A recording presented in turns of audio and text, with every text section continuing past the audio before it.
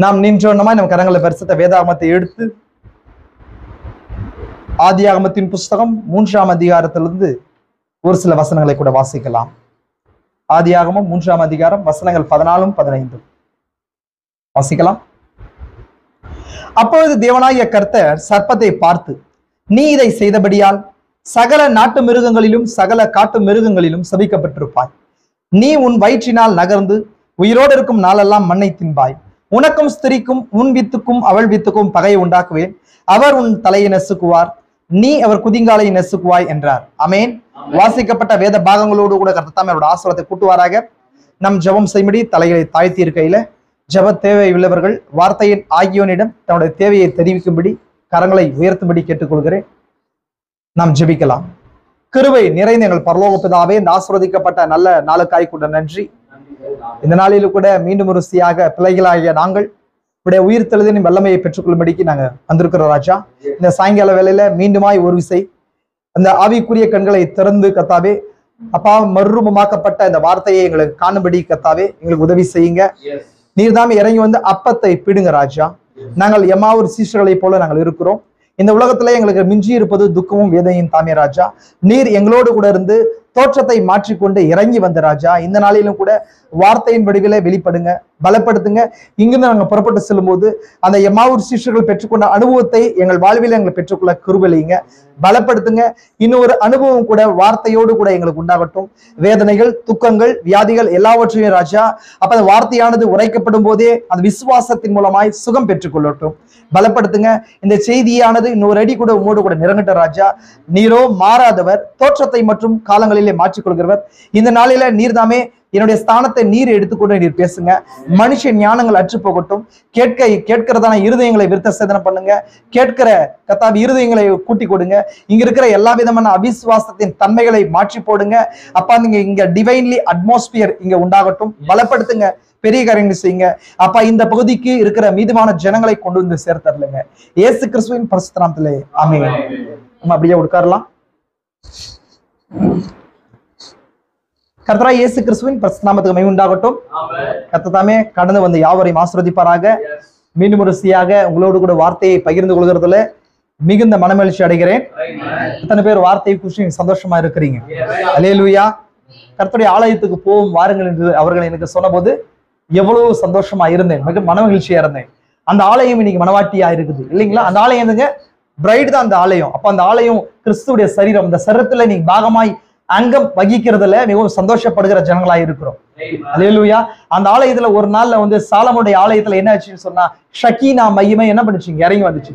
இன்னைக்கு ஒரு நாள்ல என்ன பண்ணுன்னு சொன்னா இந்த மனவாட்டி ஆகிய ஆலயத்துக்குள்ள அந்த செகண்ட் ரைடு கூடிய வல்லமை இறங்கி வரும்போது அது எடுத்துக்கொள்ளப்படுதல் சம்பவிக்கும் இல்லைங்களா? நம்ம என்னவா இருக்கிறோம்? அந்த மனவாட்டியின் பாகமா நம்ம இருக்கிறோம். இந்த உலகத்தின் ஒரு பகுதியில ஒரு மூலையில மனவாட்டியின் பாகமாய் ஒரு உறுப்பா அங்கமா நம்ம இருக்கிறோம். அப்போ அந்த எல்லா அந்த ஆர்கன்ஸ்க்கு அந்த அங்கத்துக்கு ஒரே ஜீவன் தான் பாய்ந்து கொண்டிருக்கிறது. அதனாலதான் இன்னைக்கு இருக்கிற எல்லா காரியங்களும் அதே பரிசுத்த ஆவியானவர் அதே மாதிரியான செய்திகளை கொடுத்து கொண்டு வருகிறார். விசுவாசிக்கிறீங்களா? சரி, நம்ம லாஸ்ட் வீக் பார்த்த காரியத்துல தொடங்கலாம்னு சொல்லி நினைக்கிறேன். லாஸ்ட் வீக் கேட்ட காரியங்களை எத்தனை பேர் சந்தோஷப்பட்டீங்க? பரிசுத்த ஆவியானவர் நீங்க ஆசீர்வதிக்கப்பட்டீங்கன்னு சொல்லி விசுவாசிக்கிறீங்களா? சரி, இன்னொரு அடி கூட நம்ம வார்த்தைக்கு நேராக ஆழமாய் கடந்து போலாம். நம்ம லாஸ்ட் வீக் எதை குறிச்சு பார்த்தோம்? சர்ப்பத்தை குறிச்சு பார்த்தோம் இல்லைங்களா? தேவன் எப்படி உண்டாக்கின சர்ப்பத்தின் வித்தை குறிச்சியோ சர்ப்பத்தை குறிச்சு எப்படி அதை டிசைன் பண்ணப்பட்டுருச்சு அப்படின்றத காரியத்தை குறிச்சு பார்த்தோம் இல்லைங்களா? ஏறக்குறைய நாலாவது எவிடன்ஸ் பார்த்தோம் இல்லைங்களா? 4 எவிடன்ஸை பார்த்துட்டோம். 4வது எவிடன்ஸ்ல அந்த பாதி காரியத்தை குறிச்சு நான் காட்டி உங்களுக்கு நிறுத்தினேன். டைம் இல்லாத காரணத்தால நிறுத்தினேன். எகைன் அதுல இருந்து தொடங்கி கொஞ்சம் வேகமா போவான்னு நினைக்கிறேன். இன்னைக்கு ஒரு சில காரியங்களுக்கு நான் எடுத்து வச்சிருக்கிறேன். இது நான் மேபி அதிகமா எப்படி போவோம் அப்படின்றத குறித்து சொல்லணும்னு சொன்னா ஸ்டெடியா போகும், ஸ்டெடி மாதிரியே போவோம், சீரியஸ் மாதிரியே போவோம். ப்ரீச்சிங்கா அது போவாது, கவனிச்சுக்கோங்க தயவு செஞ்சு. ஏன்னு சொன்னா சின்ன சின்ன விஷயங்கள் தான் அநேக வருஷங்கள் நீங்க செய்திகள்ல இருந்தாலும் இந்த அடிப்படை அஸ்திபார காரியங்கள் உங்களுக்கு புரியாமல் போச்சுன்னு சொன்னா நீங்க என்ன பண்ண முடியாது? உபதேசத்துல ஸ்திரமா இருக்க முடியாது. ஆமென். எதுக்கு நான் சொன்ன சர்ப்பத்தின் வித்துன்ற செய்தி நம்மளை ரட்சிக்காது. சர்ப்பத்தின் வித்துன்ற செய்தி நமக்கு எதுக்கு வழி நடத்தும்னு சொன்னா புதிய பிறப்புன்ற செய்திக்கு நம்மளை வழி நடத்தும். அந்த புதிய பிறப்பின் அப்படின்ற செய்தி தான் நம்மளை என்ன பண்ணுவாங்க? ரட்சிக்கும் இல்லைங்களா? ஏன்னா வசனம் சொல்லுது, நீங்கள் மறுபடியும் பிறவாவிட்டால் பரலோக ராஜ்யத்தை காணவும் பிரவேசிக்க முடியாதுன்னு சொல்லுது. அப்ப நம்ம ஏன் அதுக்கு முன்பதாக ஏன் மறுபடியும் பிறக்கணுன்றது கேள்வி புறப்படுமானால் அந்த கேள்விக்கு பதிலாய் சர்ப்பத்தின் வித்துன்ற செய்தி இருக்கும். புரிஞ்சுதுங்களா? அப்போ சர்ப்பத்தின் வித்துன்ற செய்தி என்ன பண்ணுது, அநேக நாட்ஸ் ஓபன் பண்ணுது. நாட்ஸ் சொன்னா அநேக கயிறுகள், கட்டப்பட்ட கயிறுகள் என்ன பண்ணுது, ஆவிக்குரிய உலகத்துல அதை நமக்கு என்ன பண்ணுது, ஓபன் பண்ணுது. புரிஞ்சுங்களா? அது நமக்கு திறந்தா மட்டும்தான் நமக்கு தெரியும். சர்ப்பத்தின் வித்துன்ற ஒரு காரியத்தை ஒரு மனுஷன் புரிஞ்சு கொள்ளாம போயிட்டான்னு சொன்னா மீட்பின் திட்டம்ன்ற பாகத்தையே அவன் புரிந்து கொள்ள முடியாம போயிடும். எதுக்கு தேவன் இயேசு கிறிஸ்து ரத்தத்தை சிந்தணும்னு சொல்லி இல்லைங்களா? அந்த காரியம் எல்லாம் எதுல இருக்குதுங்க, முத்திரைகளுக்கு கீழே. தீர்க்கதரிசி எப்போ முத்திரைகளை அது அவருக்கு ஓபன் ஆச்சுன்னு சொன்னா, ஓபன் ஆச்சு, அப்போ இந்த எல்லா ரகசியங்கள் ஓபன் ஆச்சு. டினாமினேஷனுக்கு அந்த பேசிக் ஸ்ட்ரக்சரிக்கல் டாக்டரின் அவங்களுக்கு இல்லை அப்படின்னு சொன்னா ஒரு கட்டுமான உபதேசம் அவங்களுக்கு கிடையாது. தனித்தனியா என்ன பண்ணுவாங்க, ஆராதிப்பாங்க, அது செய்வாங்க, இது செய்வாங்களே தவிர நமக்கு என்ன இருக்கும், பிக்சர் இருக்கும். மீட்பின் திட்டத்தை குறித்து ஒரு பெரிய பிக்சர் இருக்கும். ஆல்ரெடி நம்ம என்ன பண்ணிருக்கோம், மீட்பின் திட்டம்ன்ற செய்தி வந்து ஒரு சீரியஸா கொடுத்துருக்கிறோம். நமக்கு சேனல்ல இருக்கும், போய் பாருங்க, ஃப்ரீயா இருக்கும் பட்சத்தில் பாருங்க. ஏன்னா அடிப்படை உபதேசம் மீட்பின் திட்டம்ன்றது எவ்வளவு பெரிய விஷயம்னு சொல்லி புரியுதுங்களா உங்களுக்கு? அப்ப மீட்பின் திட்டத்தை தேவன் எப்பொழுது போட்டார்? மீட்பின் திட்டம், பிளான் ஆஃப் ரெடெம்ஷன்ன்றத எப்போ போட்டார் தெரியுமா உங்களுக்கு? பாவத்துக்கு பின்பதாக போட்டாரா? இல்ல, பாவத்துக்கு முன்பதாகவே தேவனுடைய சிந்தையில அவர் அனந்த ஞானத்தின் விளைவாக அவர் பாவத்தை அனுமதித்தின் விளைவதாக பாவமும் பாவத்துக்கு பின்பதாக மரணம் வந்துச்சு. மரணம் வரும்போது தன்னுடைய குமாரன் வீழ்ந்து போனா அவனை மீட்கும்படிக்கு அவருடைய சிந்தையில மீட்பின் திட்டமானது போடப்பட்டுச்சு. அது எல்லா காரியங்களும் நம்ம விவரிச்சிருக்கிறோம். அப்ப அந்த மீட்பின் திட்டம்ன்ற மிகப்பெரிய அந்த பிளான்ல அந்த திட்டத்தை தான் இப்ப நம்ம பாக்குற எல்லா விஷயங்களும் கோர்வையா வந்திருக்குது. புரிஞ்சுதுங்களா உங்களுக்கு? ஒரு வண்டியை ஒரு வெஹிக்கிளை பாத்தீங்கன்னு சொன்னா அந்த வண்டியில என்னங்க, அது இயங்குறதுக்கு ஒரு இடத்துல வேற இடத்துக்கு போறதுக்கு அநேக விஷயங்கள் அதுல தேவைப்படுது. என்ன தேவைப்படுது? அதோடைய சக்கரங்கள் தேவைப்படுகிறது இல்லைங்களா? அதே போல அதுக்குள்ள என்ஜின்ற பகுதி இருக்குது. அதுக்கப்புறம் ஃபியூல்னு சொன்னாங்க, அதுக்கான அந்த அந்த இயங்குறதுக்கான ஒரு ஃபியூல் தேவைப்படுது இல்லைங்களா? உங்களுக்கு எரிவாயு தேவைப்படுது, எரிவாயு எண்ணெய் தேவைப்படுது. அதே போல இந்த மாதிரி விஷயங்கள்லாம் சேரும்போது தான் பிரேக் பெடல் தேவைப்படுது, அது இன்ஜின் கியர் பாக்ஸ் தேவைப்படுது. இதெல்லாம் சேரும்போது தான் நமக்கான ஒரு ஸ்ட்ரக்சரிக்கலான ஒரு வெஹிக்கிள், அதாவது நமக்கான உந்து சக்தியாக்கான ஒரு இயந்திரம் உருவாகுது. அதை வச்சுதான் வேற இடத்துக்கு போக முடியும் இல்லைங்களா? அப்ப அந்த மாதிரி நமக்கு பேசிக்கா மீட்பின் திட்டம்ன்றது தேவத்துவத்தை அறிஞ்ச பின்பதாக நம்ம அறிந்து கொள்ள வேண்டிய பாகம் எதுன்னு சொன்னா ஃபர்ஸ்ட் தேவத்துவம். அதுதான் நமக்கு தேவையான மேஜரான ஒரு டாக்டரின். ஒரு மனுஷனும் இந்த பூமியில இருக்கிற ஒரு மனுஷனும் அறிந்து கொள்ளக்கூடிய மிகப்பெரிய மேஜரான உபதேச புரிதல் எதுன்னு சொன்னா தேவத்துவம். தேவனை குறிச்சு, தேவன்ற ஒருத்தர் இருக்கிறாரா, அவர் எந்த வகையில எனக்கு உதவி செய்யக்கூடியவரா இருக்கிறார், ஏன் எனக்கு உதவி தேவை அப்படின்ற அந்த பாகங்கள் தான் ஃபர்ஸ்ட் தேவை தேவன்றது இல்லைங்களா? இப்போ தேவனை குறிச்சு அநேக கொள்கை கோட்பாடுகள் இருக்குது இல்லைங்களா? அப்போ சிருஷ்டிப்புகளை அநேகர் தெய்வங்களா ஆராதிக்கிறவங்களா இருக்கிறாங்க. அதே போல தேவன் அப்படின்றது, அதாவது சிருஷ்டிகர் அப்படின்ற ஒருத்தர் எனக்கு தேவையில்லை அப்படின்ற ஜனங்களும் இருக்கிறாங்க. அதே போல சிருஷ்டிகர் என்ற ஒருத்தர் இருந்தாலுமே அந்த சிருஷ்டிகருடைய தேவை எனக்கு தேவையில்லை அப்படின்ற அந்த நிலையில இருக்கிறாங்க. நீங்க பாத்திருப்பீங்க இல்லைங்களா? உங்களுக்கு ஏத்திஸ்ட் அப்படின்னு சொல்லுவாங்க. ஏத்திஸ்ட்னு சொன்னாங்க, ஏத்திஸ்ட் சொன்னா கடவுள் இல்லைன்னு சொல்றவங்க, தீஸ்ட்னு சொன்னா கடவுள் இருக்குன்றவங்க. இந்த கொள்கைகள் இதெல்லாம் உலகத்துல இருக்கிற கொள்கைகள். நாஸ்டிக்ஸ் அப்படின்னு சொல்லுவாங்க, அக்னாஸ்டிக்ஸ் சொல்லுவாங்க. அவங்க கடவுள் எனக்கு தேவையில்லைன்றவங்க. இந்த மாதிரி 4 சாரார் இங்க இருக்கிறாங்க. அந்த மாதிரி அநேக வகையான ஜனங்கள் இருக்கிறாங்க. நம்ம பைபிள்ல வேதத்துல பார்க்கிறோம், தாவீதின் காலத்துலதான் நம்ம அங்க சரியா பார்க்கிறோம். தேவன் இல்லை என்று மதிகேடன் தன் இருதயத்திலே சொல்லிக் கொள்கிறான்றது. அப்போ தேவன் இல்லைன்னு சொல்ற ஜனங்கள், இல்ல தேவனுடைய நீடு எனக்கு தேவையில்லை, என்னோட சுய வாழ்க்கையின் மூலமாகவே என்னால என்ன பண்ண முடியும், வாழ்ந்து கொள்ள முடியும் அப்படின்றவன் நிச்சயமாக என்னவா இருக்கிறான், எவ்வளவு படித்திருந்தாலும் அறிவு இருந்தாலும் அவனுக்கு தேவையான பணம் மற்ற விஷயங்கள் அவனுக்குள்ள இருந்தாலும் அவனை வேதம் என்னன்னு சொல்லி பதிவு செய்துன்னு சொன்னா மதிகேடன். புரிதுங்களா உங்களுக்கு? அப்படின்னு பதிவு செய்து நம்ம ஒரு சிருஷ்டிகரை விசுவாசிக்கிறோம், அந்த சிருஷ்டிகரை தேவனாவும் விசுவாசிக்கிறோம். சயின்ஸ் மாதிரி நம்ம என்ன பண்ணல, நம்பல. அப்ப சயின்ஸை நம்புற ஜனங்கள் சிருஷ்டிப்புன்றது இயல்பா நடந்துச்சுன்னு சொல்றாங்க. அந்த சிருஷ்டிப்பின் வல்லமையானது அதுதான் வந்து கிரியேட்டர் பவர், அந்த கிரியேட் பண்ண பவர்ன்றது சொல்லி அவங்க நம்பல. அந்த வல்லமை எனக்கு அன்றாட வாழ்க்கையில தேவை அப்படின்றதே அவங்க என்ன பண்ணல, நம்பல. ஆனா நமக்கு என்ன தேவை, நம்ம என்ன நம்புறோம், என்னை படைத்த ஒரு படைப்பாளி சிருஷ்டிகர்ன்ற ஒருத்தர் இருக்கிறாரு, அவரால்தான் எனக்கு என்ன பண்ண முடியும், உதவி செய்ய முடியும், இயற்கைக்கு மேம்படுத்துவதில் எனக்கு உதவி செய்ய முடியும் அப்படின்றது. அதுதான் அங்கதான் என்ன தேவைப்படுது, தேவத்துவம் அப்படின்ற விஷயங்கள் வருது. அதுக்கப்புறம் தேவன் யாருன்ற விஷயங்களுக்குள்ள நம்ம என்ன பண்றோம், ஒரு மனுஷனும் கடந்து வருகிறோம். ஏன்னா ஒரு மனுஷனுக்கும் தன்னை அறியாம தனக்கு மேம்பட்ட ஒரு திறனையும் சக்தியையும் தன் இயலாமையின் விளைவாக அவன் தேடுறான். கரெக்டுங்களா?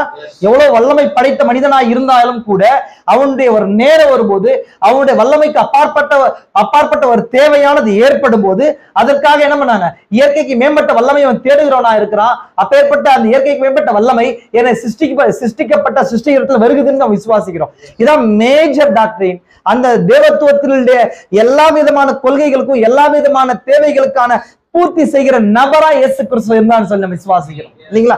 நான் இன்னும் ஃபண்டமெண்டலான விஷயங்கள் நான் எடுக்கணும்னு நினைச்சா கூட நான் எடுக்கிறேன். உங்களுக்கு புரியுதுங்களா? உங்களுக்கு ஏன்னா தேவன் யார், தேவத்துவன்றது என்ன, அந்த இயேசு கிறிஸ்துன்ற யாரு, இயேசு கிறிஸ்து தேவனா, இந்த மாதிரி விஷயங்கள்லாம் தேவைப்படுது. ஃபண்டமெண்டல் பேசிஸ் இது எல்லாமே புரிதுங்களா உங்களுக்கு?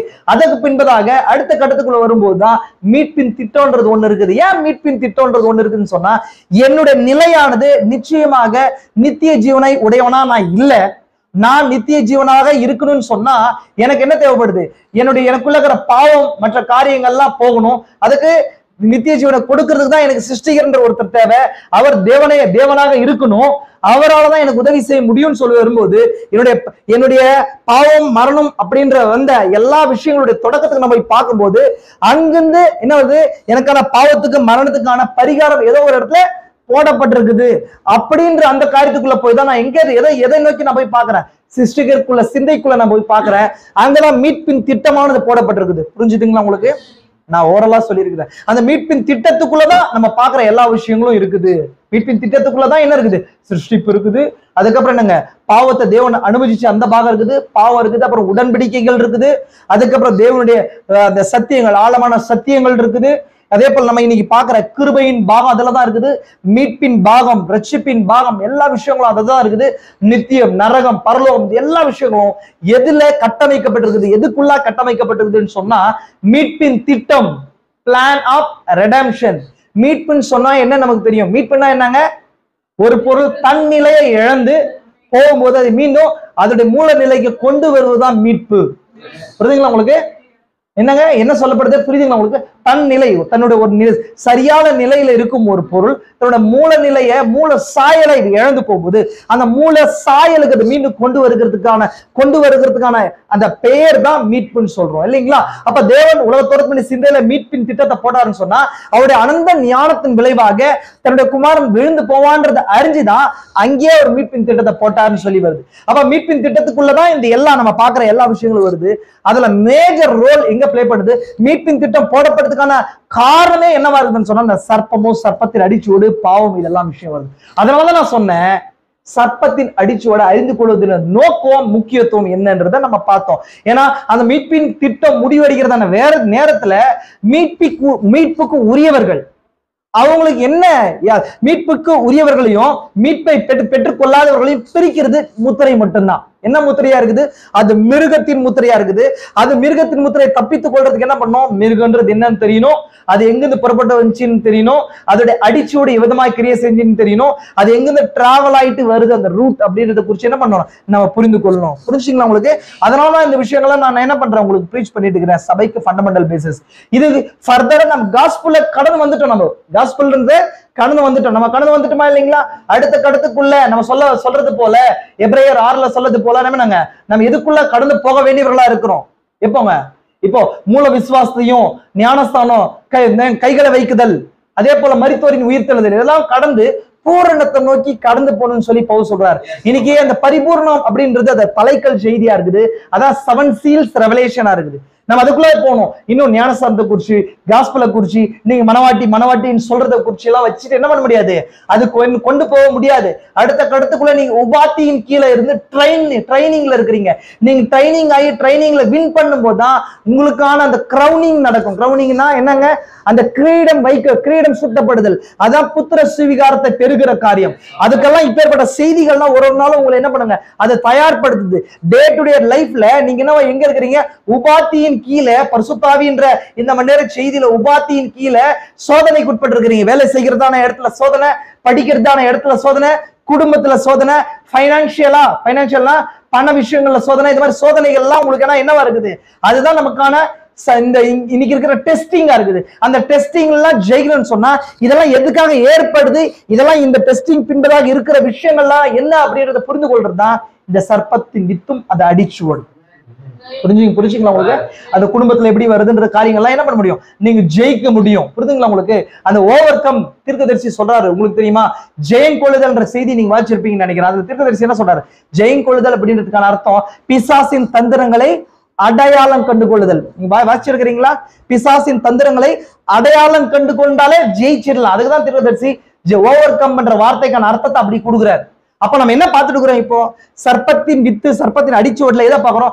டாக்டிஸ் ஆஃப் த சாட்டன். சாத்தானுடைய அந்த டாக்டிஸ், அவனுடைய தந்திரங்களை ஒரு நாளும் அவனுடைய தேவனுடைய சந்ததியை வீழுகிறதுக்கு என்னென்ன டாக்டிஸ்லாம் என்ன அர்த்தம்?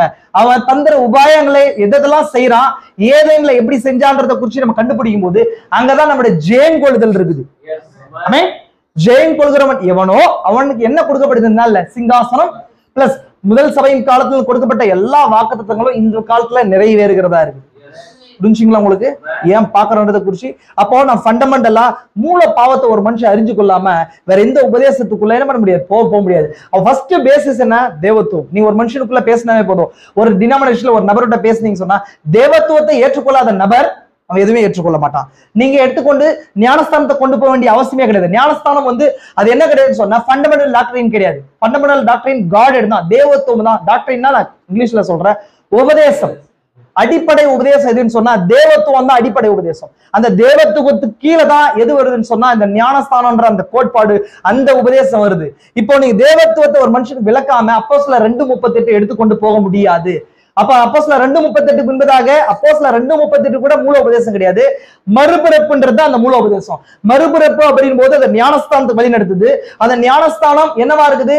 அது மாம்ச ரீதியாவா ஆவிக்குரிய நிலையில அப்படின்ற அந்த கேள்விக்கு வழி நடத்துது. அதை பின்பதாக அது தண்ணீர் ஞானஸ்தானமா தெளித்தலான்றதுக்கு வழி நடத்துது. அதுக்கப்புறம் நாமத்துல எடுக்கிறதா இல்ல வேற பேரு பிதா குமாரன் பரிசுத்தாவி நாமத்துல எடுக்கிறதா, கர்த்தராகிய இயேசு கிறிஸ்துவின் நாமத்துல எடுக்கிறதா அப்படின்றதுக்குள்ள வழி நடத்துது. புரியுதுங்களா உங்களுக்கு? அப்ப எதாவது மேஜர் டாக்டரின், அதாவது முக்கியமான உபதேசங்கள்ன்றதை புரிந்து கொள்ளுங்க. நீங்க வளர்ந்தவரா இருக்கிறீங்க. ஒருவேளை நீங்க உங்களுடைய விசுவாசத்தை பேதுரு சொன்னது போல நீங்கள் நம்பி இருக்கிற நம்பிக்கை குறித்து விசாரித்து கேட்கிற யாவருக்கும் சாந்தத்தோடும் உத்தரவு சொல்ல எப்பொழுதும் ஆயத்தமாயிருங்கள். ஏன்னா நம்ம அந்த நிலையில இருக்கிறோம். நீ காலத்தை பார்த்தால் எப்படி இருக்க வேண்டியவர்களா இருக்கிறோம்? நம்ம போதகர்களா இருக்க வேண்டியணும். அதனாலதான் நான் இந்த காரியங்கள்லாம் உங்களுக்கு சொல்றேன். ஃபண்டமெண்டலி பிசாசு ரொம்ப உக்கிரமா அவனுடைய செயல்பாடுகளை செய்து கொண்டு வருகிறான். ரொம்ப உக்கிரமா செயல்பட்டு கொண்டு வந்திருக்கிறான். ஏன்னா அந்த செய்தியை இந்த சாத்தான ஏதின்ற செய்தி என்ன பண்றேன் நான் தியானிச்சுட்டு இருந்தேன். அதுல இருந்து அநேக ஒரு சில பாயிண்ட்ஸ் உங்களுக்கு நான் எடுத்துக்கொண்டு கடைசியா நான் உங்களுக்கு சொல்லலாம்னு நினைக்கிறேன். ஏன் இதெல்லாம் சொல்றேன்னு சொன்னா அவனுடைய தந்திரங்கள் ஓபன் பண்ணுது. எப்போ 7 முத்திரைகள் திறந்துச்சோ அப்ப அவனுடைய எல்லா ஒரு தந்திரம் ஓபன் ஆகுது. பிசாசு அவன் எப்படி செயல்படுறான் அப்படின்றத குறிச்சு சகோதரரை டிஸ்கஸ் பண்ணிட்டு இருந்தேன். அவன் எப்படி சபையில செயல்படுறான் அப்படின்னு சொல்லி திருதறி சொல்றான்னு சொன்னா அவன் ஒரு கிறிஸ்துவனை போல செயல்படலையா, ஒரு கிறிஸ்துவனை போல செயல்படலையா. அப்படி எப்படி செயல்படுறான்னு சொன்னா ஒரு பிசினஸ் மேன் போல செயல்படுறானா. ஒரு பிசினஸ் மேன் இருக்கிறார், ஒரு ப்ராடக்ட்டை வச்சுட்டு ஒரு கடையில பிசினஸ் மேனை பாக்குறீங்களா இல்லைங்களா? அந்த பிசினஸ் மேன் என்ன பண்ணுவான்னு சொன்னா உங்ககிட்ட அவன் ப்ராடக்ட்டை விற்கிறதுக்கு என்னென்னலாம் பண்ணுமோ, என்னென்ன பொய்யெல்லாம் சொல்லுமோ, என்னென்னலாம் செஞ்சா அவனுடைய பொருளை உங்ககிட்ட விற்க முடியுமோ அதெல்லாம் அவன் என்ன பண்ணுவான், செய்வான். அப்ப அவனுடைய பாவமான அவிசுவாசமான காரியங்களை உங்க ஆத்மாவுக்குள்ள பிசாசு வைக்கிறதுக்கு எப்படிலாம் ட்ரை பண்ணும் அப்படிலாம் ட்ரை பண்ணுவான். நம்ம நினைச்ச வழியில அவனுக்கு ட்ரை பண்ண மாட்டான். அதனாலதான் சொன்னேன் சர்ப்பத்தில் அடிச்சுடுன்றது ரொம்ப முக்கியமா பார்க்கணும். நம்ம நினைச்சுக்கிறோம் அது இன்னைக்கு என்ன இருக்குது, டினாமினேஷன்ல இருக்குதுன்னு சொல்லி நினைக்கிறோம். அது ரோமன் கேத்தலிக்ஸ்ல இருக்குதுன்னு நினைக்கிறோம். அப்படி கிடையாது. அவன் அநேகமா இன்னைக்கு தெரிந்து கொண்டிருக்கிற இடம் எதுவா இருக்குது, பலிபீடமா பல்பீட்டா இருக்குது. அந்த பலிபீடத்துக்கு பின்பதாக என்ன பண்றான், செயல்பட்டு கொண்டிருக்கிறான். பல்பீட்ல தான் என்ன பண்றான், செயல்பட்டு கொண்டிருக்கிறான். புரிஞ்சுக்கலாம் உங்களுக்கு? அப்ப நம்ம சரியா அந்த சத்தத்தை கண்டுபிடிக்கிறதுக்கு என்ன வேணும், அந்த ட்ரையல் சர்ப்பத்தின் அடிச்சோட நம்ம பார்க்க வேண்டியவர்களா இருக்கிறோம். எனவே மேரர்லி நான் என்ன சர்ப்பத்தின் வித்தை குறிச்சு எடுக்கிறது, சர்ப்பத்தின் அடிச்சோட எடுக்கிறதுக்கு முன்னாடி சர்ப்பத்தின் வித்துனாவே என்னன்றதை குறிச்சு நான் எடுத்துட்டேன். ஏன் எடுத்தேன்னு சொன்னா நம்மளுடைய சகோதரர்கள்லாம் சர்ப்பத்தின் வித்தை குறிச்சு நம்ம படிச்சிருக்கிறோம். சரியான உபதேச புரிதல் இந்த பகுதியில் அது இல்ல எனக்கு தெரிஞ்சு. சர்ப்பத்தின் வித்தை குறிச்சு சரியான உபதேசங்கள் நமக்கு என்ன பண்ணல, பிரசங்கிக்கப்படல. அது எப்படி வந்துச்சு, என்ன மாதிரியான காரியங்கள் சொல்லிட்டு நம்ம அதனால சரியான ஒரு உபதேசம் பிரீச் பண்ணோம் இல்லைங்களா? வசனம் சொல்லுதா இல்லைங்களா, ஒருவன் எனக்கு அறிவிக்காவிட்டால் எப்படி எனக்கு தெரியும் இல்லைங்களா? நீங்கள் வாசிக்கிறவர்களின் கருத்து உனக்கு தெரியுமான்னு சொல்லி பிலிப்பு கேட்கும் போது அந்த காந்தக மந்திரி என்ன சொல்றாரு, இன்னைக்கு நிறைய பேரு காந்தக மந்திரி போல தன்னுடைய சேரட்ல விசுவாச வாழ்க்கையில புக் எடுத்து படிச்சுன்னா போறாங்க. ஆனா தேவன் ஒரு அப்பாயிண்டட் பிரீச்சரை டீச்சரா அவங்களுக்கு வச்சிருக்கிறார் பிலிப்போ போல. அந்த நபர் அவங்க கூட அதுக்கு விலக்கி கொடுக்காம இருந்தா நார்மலா படிச்சுட்டே தான் இருப்பாங்க. புரிஞ்சுங்களா உங்களுக்கு? புரிஞ்சுங்களா சகோதர சகோதரியே? ஏன் அப்ப தேவன் ஒரு நாளும் எப்படி செயல்படுறாரு? அவர் செயல்படுறது தீர்க்கதரிசி சொல்றாரு, அவர் சுவிசேஷத்தை பிரசங்கிக்கிறதுக்கு சூரியனோ சந்திரனையோ மரங்களையோ தெரிந்து கொள்ள எப்பொழுதுமே ஒரு மனிதனை தெரிந்து கொள்றாரு அப்படின்றார். புரிஞ்சுக்கலாம் உங்களுக்கு? அப்போ ஒரு மனிதன் மூலம் உங்களுக்காக தேவனுக்கு அனுப்பப்பட்ட ஒரு நபரை தேவன் வச்சு உங்களுக்கு என்ன பண்றாரு? தீர்க்கதரிசி செய்தியானாலும் அப்படிதான் என்ன பண்றாரு? விளக்கத்தை கொடுக்கிறாரு. அதான் 5-fold மினிஸ்ட்ரி பின்பதாக இருக்கிற ரகசியம். நீங்க என்ன பண்ண, உங்களுக்காக அப்பாயிண்ட் பண்ணப்பட்ட அந்த பிரீச்சரை நீங்க அடையாளம் கண்டுக்கணும். எனக்கான சரியான டீச்சர் இங்கதான், இந்த பரிசுத்தாவி இங்கே செயல்பட்டு என்ன மெச்சூர் பண்றதுக்கு, எனக்குள்ள ஒரு சோல், எனக்குள்ள வித்து என்ன பண்றது? மெச்சூர் ஆகணும். மெச்சூர்னா என்னங்க? அது அது முதிர்வடையணும். எனக்குள்ள இருக்கிற உள்ளான மனுஷன் முதிர்வு அடையணும்னு சொன்னா இந்த பரிசுத்த அபிஷேகத்துக்குள்ளான ஒரு மனிதன் எனக்கு தேவை. அந்த மனிதனுக்கு இந்த நபருக்குள்ளதான் எனக்கான அந்த பதில் இருக்குன்றதை கண்டுகொள்ளுங்க. அநேக பேர், நான் அநேக பாஸ்டர் சொல்லுவார், அடிக்கடி பாஸ்டர் சொல்லுவார், என்ன சொல்றாருன்னு சொன்னா, அநேக பேர் பிரீச் பண்ணுவாங்க, அநேக பேர் செய்திகளை இந்த நாள்ல பிரீச் பண்றாங்க.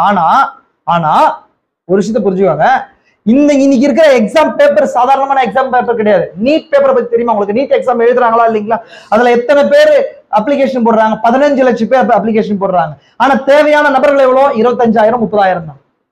ஏன் அவ்வளவு பேர் வெல் டேலண்டடான ஃபர்ஸ்ட் கிளாஸ்ல பாஸ் பண்ண எல்லாருமே எக்ஸாம் எழுதுறாங்க, ஆனா எல்லாருமே பாஸ் ஆகுறதே கிடையாது. அவருடைய பாசிங் பர்சன்டேஜ் எவ்வளவுன்னு சொன்னா அது 5%, 4%. 100 பேருக்கு 5 பேர் 6 பேர் பாஸ் ஆகுறாங்க. காரணம் என்ன? அதுல கேட்கப்படுற கேள்விக்கான கீழே choose the answer, best answer சொல்லி பதில்கள் வரும். அந்த பதில்கள் போரார்லெஸ் எல்லாம் ஒரே மாதிரி இருக்கும். அது வந்து கிராமிங் பண்ணி அந்த ஆன்சர் எழுத முடியாது. கிராமிங் சொன்னா மனப்பாடம் பண்ணி அதுல எழுத முடியாது. புரியுதுங்களா உங்களுக்கு? மனப்பாடம் பண்ணி என்ன பண்ண முடியாது? எழுத முடியாது. கான்செப்டை புரிஞ்சு கொள்ளும் போது தான் நான் என்ன பண்ண முடியும்? கான்செப்டை புரிஞ்சு கொள்றது அதுக்கான ஆன்சரா இருக்கும். புரியுதுங்களா? அதான் எல்லாருமே இன்னைக்கு எல்லா கோச்சிங் சென்டர்ஸ் பாக்குறீங்க, நீட் கோச்சிங் சென்டர்ஸ் பாக்குறீங்க, அங்க எல்லாருமே ஏன் பாஸ் ஆகுறதுல? எங்க கான்செப்ட் ப்ரீச்சிங் இருக்குதோ, எங்க கான்செப்டா டீச் பண்றாங்களோ அந்த இடத்துல என்ன பண்ண முடியும்? பாஸ் பண்ண முடியும். புக்கே நீ மனப்பாடமா பண்ணாலுமே என்ன பண்ண முடியாது? பாஸ் பண்ண முடியாது. அந்த மாதிரி இன்னைக்கு நிறைய பேர் புக்கே மனப்பாடம் பண்ணா கூட ஏன் வேலைக்கு ஆகலன்னு சொன்னாங்க? கான்செப்ட் ப்ரீச்சிங் கிடையாது. எழுதப்பட்ட கான்செப்ட் பிரீச்சிங் இருக்குது. கான்செப்ட்ன்ற ஒரு விஷயம் இருக்குது. புரிஞ்சுக்கலாம் உங்களுக்கு? அது இல்லாம என்ன பண்ண முடியாது? எதுவுமே பண்ண முடியாது. அதனால பாஸ் ஆகுறது கிடையாது. அப்ப அந்த கான்செப்ட் பிரீச்சிங் பிரீச் பண்ற ஒரு நபரை நீ பார்த்து பிடிச்சுக்கோங்க. கண்ட இடத்துக்கெல்லாம் அங்க போய் இங்க போய் அந்த புக் இந்த புக் அந்த லைனிங் எல்லாம் கேட்கறதுனால எந்த யூஸ் கிடையாது. அந்த கான்செப்ட் பிரீச் பண்ற அந்த கோச்சிங் சென்டர் கரெக்டா பிடிச்சிக்கிட்டு அங்க ட்ரெயின் ஆனீங்கன்னு சொன்னா அங்க உங்களுக்கு கைடட் லேர்னிங் இருக்கும். நான் ஆல்ரெடி உங்களுக்கு சொல்லிருக்கேன். கைடட் லேர்னிங்னா என்ன அர்த்தம்? ஒரு லேர்னிங் நம்ம படிக்கிறோமா இல்லைங்களா? படிக்கிறது பேர் தான் லேர்ன் பண்றதுன்னு அர்த்தம். அந்த லேர்னிங் இன்னைக்கு ஒரு நபர், நான் கொஞ்சம் நேரம் கடந்தாலும் உங்களுக்கு ரொம்ப இம்பார்ட்டன்டான விஷயங்களை மட்டும் நான் ஃபோக்கஸ் பண்ணி சொல்றேன். கவனிங்க நான் சகோதரன், ஏன் இது சகோதரன் எடுக்கிறாருன்றதும் நீங்க புரிஞ்சுக்கணும். அதனால தான் நான் சொல்றேன் உங்களுக்கு. நீங்க உங்களோட பிள்ளைகளை ஒரு கல்வி நிறுவனங்கள்ல கொண்டு போய் சேர்க்கிறீங்க, படிக்கிறதுக்கு சேர்க்கிறீங்களா இல்லைங்களா? காலேஜ்ல சேர்க்கிறீங்களா இல்லைங்களா? அதை விட அதிகமான படிப்பு, அதிகமான நாலேஜ் எங்க இருக்குது? உங்க கரங்கள்ல இருக்கிற செல்போன்ல இருக்குதா இல்லையா? இருக்குது. அநேக நாலேஜான விஷயங்கள் இருக்குது, வீடியோஸ் இருக்குது, அது இருக்குது, இது இருக்குது, எல்லாமே இருக்குது. ஆனாலுமே எதுக்கு நீங்க ஒரு தரம் வாய்ந்த நிறுவனங்கள்ல உங்களோட பிள்ளைகளை கொண்டு போய் என்ன பண்றீங்க? ஒரு படிப்புக்காக, மேற்படிப்புக்காக கொண்டு சேர்க்கிறீங்க. என்ன காரணம்? ஏங்க இந்த படிப்பு அவனை எங்க வழி நடத்துதுன்னு சொன்னா அவன் வாழ்க்கை என்னன்றதை கத்துக் கொடுக்குது. அவனுடைய வாழ்க்கை வாழ்றதுக்கு தேவையான அந்த ஏர்னிங்ஸ் என்ன? அவனோட பொருளாதார தேவையை சந்திக்கிறதுக்கு ஒரு வேலை தேவைப்படுது. அந்த வேலையை கத்துக்கொள்ளக்கூடியதுதான் படிப்பு. அந்த படிப்பை என்ன பண்ணும்? அவன் எந்த வேலைக்கான அந்த கேப்பபிலிட்டி அந்த படிப்பை அவனுக்கு கொடுக்கணும். அவன் படிக்கிறது ஒண்ணு, அவன் படிக்கிறதுக்கு என்ன படிச்சிருக்கானோ அந்த படிப்புனால நீங்க ஒரு வேலையை எனக்கு கேட்கறீங்க, என் வேலையை செய்யுங்க, நான் உங்களுக்கு என்ன பண்றேன், பணம் தரேன் அப்படின்னு சொல்லும் போது அந்த வேலையை எனக்கு செய்ய தெரியல, முடியலன்னா என்ன பண்ண மாட்டீங்க? சேர்த்துக்க மாட்டீங்க. அப்போ அந்த என்ன வேலைன்றதை கத்துக் கொடுக்கறதுக்கு தான் என்னவா இருக்குது இந்த படிப்பு. இந்த மாதிரி ஒர்க் என்ன அப்படின்றத கத்துக் கொடுக்குறது. அப்போ நான் படிக்கிற படிப்பு அந்த வேலையை கத்துக் கொடுக்கலன்னு சொன்னா நான் படிச்சேன்னா இல்ல, வேஸ்ட். அந்த மாதிரி கண்ட விஷயங்கள்லாம் படிச்சுவான்னு சொன்னா பர்டிகுலர் வேலையை செய்ய முடியாது. அதனாலதான் என்ன பண்ணுதுன்னு சொன்னா இந்த நிறுவனங்கள்ல இந்த வேலைக்கு இது தேவை. இன்ஜினியர்னா அதுக்கான சிலபஸ் இருக்கு, இது படிங்க, இது படிக்கிறது மூலமா இன்ஜினியரிங்னா என்னன்னு தெரியும், டாக்டர்னா என்னன்னு தெரியும். அப்ப நீங்க எடுத்துட்டு யூடியூப்லயோ மற்ற விஷயங்களை எடுத்து படிக்கலாம். அநேக விஷயங்கள் இருக்கும். ஆனா எது படிக்கணும், எது படிக்க கூடாது, எது படிச்சா நம்மளுக்கான நம்ம வேலைக்கான கரெக்டான தேவையானது அங்க தீர்க்கப்படுன்றது நமக்கு தெரியாது. புரியுதுங்களா உங்களுக்கு? லேர்ன் பண்றீங்க, ஆனா கைடட் லேர்னிங் உங்களுக்கு இல்ல. கைட்னா என்னங்க? கைட்னா என்ன? கைட் அப்படின்னா வழி நடத்துபவர் இல்லைங்களா? அப்போ நீங்க படிக்கிறதுக்கு ஒரு வழி நடத்துபவர் வேணும். அந்த வழி நடத்துபவர் தான் என்ன சொல்லுவாரு, நீ இந்த மாதிரி வேலைக்கு போகணும்னு சொன்னா அந்த வேலைக்கு இந்த விஷயங்கள்லாம் உங்களுக்கு புரிஞ்சுக்கணும், அந்தந்த விஷயங்கள்லாம் நீ பார்த்து படின்னு சொல்லுவார். அதுதான் அந்த நிறுவனத்துல சொல்லி தருவாங்க. அது இல்லாம நீங்க வச்சுட்டு அந்த சிலபஸ் எல்லாம் வாங்கி அந்த புக்கெல்லாம் வாங்கி உட்காந்து படிச்சுட்டு எக்ஸாம் போய் எழுதினீங்கன்னா பாஸ் ஆவீங்களா? பாஸ் ஆக மாட்டீங்க. அது நீங்க ஒருவேளை அங்க கத்து கொடுக்குற காரியத்தோட அதிகமான காரியங்கள் கத்துக்கலாம். ஆனா அந்த கத்துக்கொண்ட விஷயங்கள் எதுவுமே அங்க எக்ஸாம்ல வர்றது எதுவுமே என்ன பண்ணாது, எக்ஸாம் எழுத முடியாது. அது மாதிரிதான் எடுத்துக்கொள்ளப்படுதலுக்கு நீங்க அந்த புக்கை படி அங்க கேளு, இங்க கேளு, இந்த மெசேஜ் கேளு, அந்த மெசேஜ் கேளு, அதெல்லாம் ஆகாது. கைடட் லேர்னிங் ஒரு லேர்னிங் இருக்கு. கரெக்டா எது தேவை, எடுத்துக்கொள்ளப்படுதலுக்கு போகணும். அதான நம்மளுடைய கோல், தானே அதான் நம்ம போக வேண்டிய விஷயம். அப்ப அந்த எடுத்துக்கொள்ளப்படுதல் போகணும். அந்த டெஸ்ட்டை நான் என்ன பண்ண பாஸ் பண்ணணும். அந்த பாஸ் பண்ணணும்னு சொன்னா நான் என்ன பண்ணுவேன், ஒரு இன்ஸ்டிடியூட்ல சேர்ந்து படிக்கணும். எந்த இன்ஸ்டிடியூட்ல சேர்ந்து படிக்கிறது அப்படின்னா, எது அந்த எடுத்துக்கொள்ளப்படுதலுக்கு போறதுக்கான அந்த எல்லா விதமான சிலபஸை எடுக்கிறாங்களோ நாங்க போகணும். எல்லாம் இதெல்லாம் இப்ப இது பண்ணா கூட சொல்லி கொடுக்குற அந்த கிளாஸ்ல போய் அந்த டீச்சருக்கு நான் கத்துக்கொண்டு போய் எக்ஸாம்ல ஃபெயில் ஆயிட்டேன்னு சொன்னா யூஸ் இல்லையே. நான் எவ்வளவு பணம் கட்டியும் நாங்க போயும் என்னோட நேரத்தையும் மற்ற விஷயங்களும் விரயமாக்கி யூஸ் கிடையாது. அப்போ நான் என்ன பண்ணுவேன், சரியான ஒரு அந்த இன்ஸ்டிடியூட்டை நிறுவனத்தை தேடுவேன். எதுக்கு, இந்த இடத்துல இந்த நிறுவனத்துல படிச்சவங்க என்ன பண்ண பாஸ் ஆனாங்களா நான் பார்ப்பேன். அப்ப நம்ம எந்த நிறுவனத்துல இருக்கிறேன், ஆதி அப்போஸ்தலர் நிறுவனத்துல இருக்கிறேன். எந்த நிறுவனத்துக்குள்ள நம்ம இருக்கிறோம், ஆதி அப்போஸ்தலர் அப்படிங்கிற நிறுவனத்துக்கு கீழே இருக்கிறோம். அதுல டீனா வரதான் பிரதர் மேனம். அந்த டீச்சிங்ல என்ன பண்றோம், நம்ம கரெக்டா இருக்கிறோம். அது கீழே தான் ஃபைவ் போல் மினிஸ்ட்ரியில இருக்குது. அந்த லைனுக்குள்ள கரெக்டா போகும்போது எடுத்துக்கொள்ளப்படுதலுக்கு என்ன தேவை அப்படின்றத குறிச்சு பாக்குறோம்.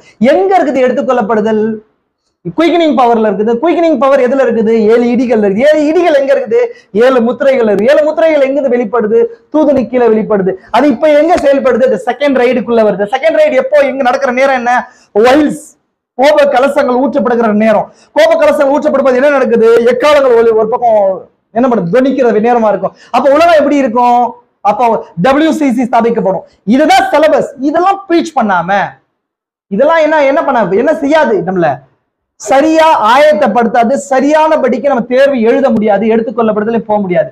நீங்க எல்லாம் முடிச்சுட்டு நான் வேலைக்கு போன புதுசுல எனக்கு என் லைஃப்ல நடந்த அனுபவத்தை நான் சொல்றேன் உங்களுக்கு. காலையில இருந்து நான் சொல்லியிருக்கிறேன், அடிக்கடி சொல்வேன், காலையில இருந்து நான் வேலை செஞ்சுட்டே இருப்பேன். காலையில வேலை செஞ்சுட்டே இருப்பேன். ஈவினிங் என்னுடைய பாஸ் கேட்பார், அவுட்புட் கொடுன்னு சொல்லி கேட்பாரு. என் அவுட்புட் முடிஞ்சிருக்காது. ஈவினிங் 5 o'clock 4:30 என்ன பண்ணணும், வெளியே வரணும். அவுட்புட் என்னன்னு கேட்பாரு, முடிஞ்சிருக்காது. ஆனா என்ன கூட வேலை செய்யறவர்கள் எல்லாம் என்ன செய்வாங்க சொன்னா 2 hour 3 hourல ஒர்க் என்ன பண்ணிட்டு இருப்பாங்க, முடிச்சுட்டு உட்காந்து இருப்பாங்க. நான் என்ன சொல்லுவேன், சார் நான் என்ன பண்றேன், ஐயா நான் காலையில இருந்து ஒர்க் பண்ணிட்டே இருக்கேன், 4:30 ஒர்க் பண்றேன். அவங்க எல்லாம் ஒர்க்கே பண்ண மாட்டாங்க, வேலையே என்ன பண்ண மாட்டாங்க, நான் ஒர்க் பண்ணதாங்க இருக்கிறேன், முடியலன்னு. அவர் என்ன சொல்லுவாரு சொன்ன, எனக்கு அதெல்லாம் என்ன இல்லை, தேவை இல்லாதது. நீ 1 hour கூட வேலை செய்ய, ஆனா நான் என்ன கேட்டேனோ அதுக்கான அவுட்புட் நீ கொடுக்கணும்னு. புரியுதுங்களா உங்களுக்கு? அப்ப அவங்களுக்கு என்ன தெரிஞ்சு, எனக்கு என்ன தெரியலன்றத நான் ஒரு நாள் கண்டுகொண்டேன். அவங்களுக்கு ஸ்மார்ட் ஒர்க் தெரிஞ்சு, எனக்கு ஹார்ட் ஒர்க் தெரிஞ்சு. ஹார்ட் ஒர்க் வச்சு என்ன பண்ண முடியல, என்னால வெற்றி கொள்ள முடியல. அப்ப நான் கண்டுகொண்டேன், ஹார்ட் ஒர்க்கை விட ஸ்மார்ட் ஒர்க் மேன். எனக்கான ஒரு நாள் முடியும் போது எனக்கு வேஜஸ்னா என்னோட சம்பளம் கொடுக்கறது ஹார்ட் ஒர்க் கிடையாது. ஹார்ட் ஒர்க் பண்றதுக்கு 10 பேர் இருக்கிறாங்க. டினாமினேஷன் கூட்டு வந்தா வர்ஷிப் பண்ணுவாங்க.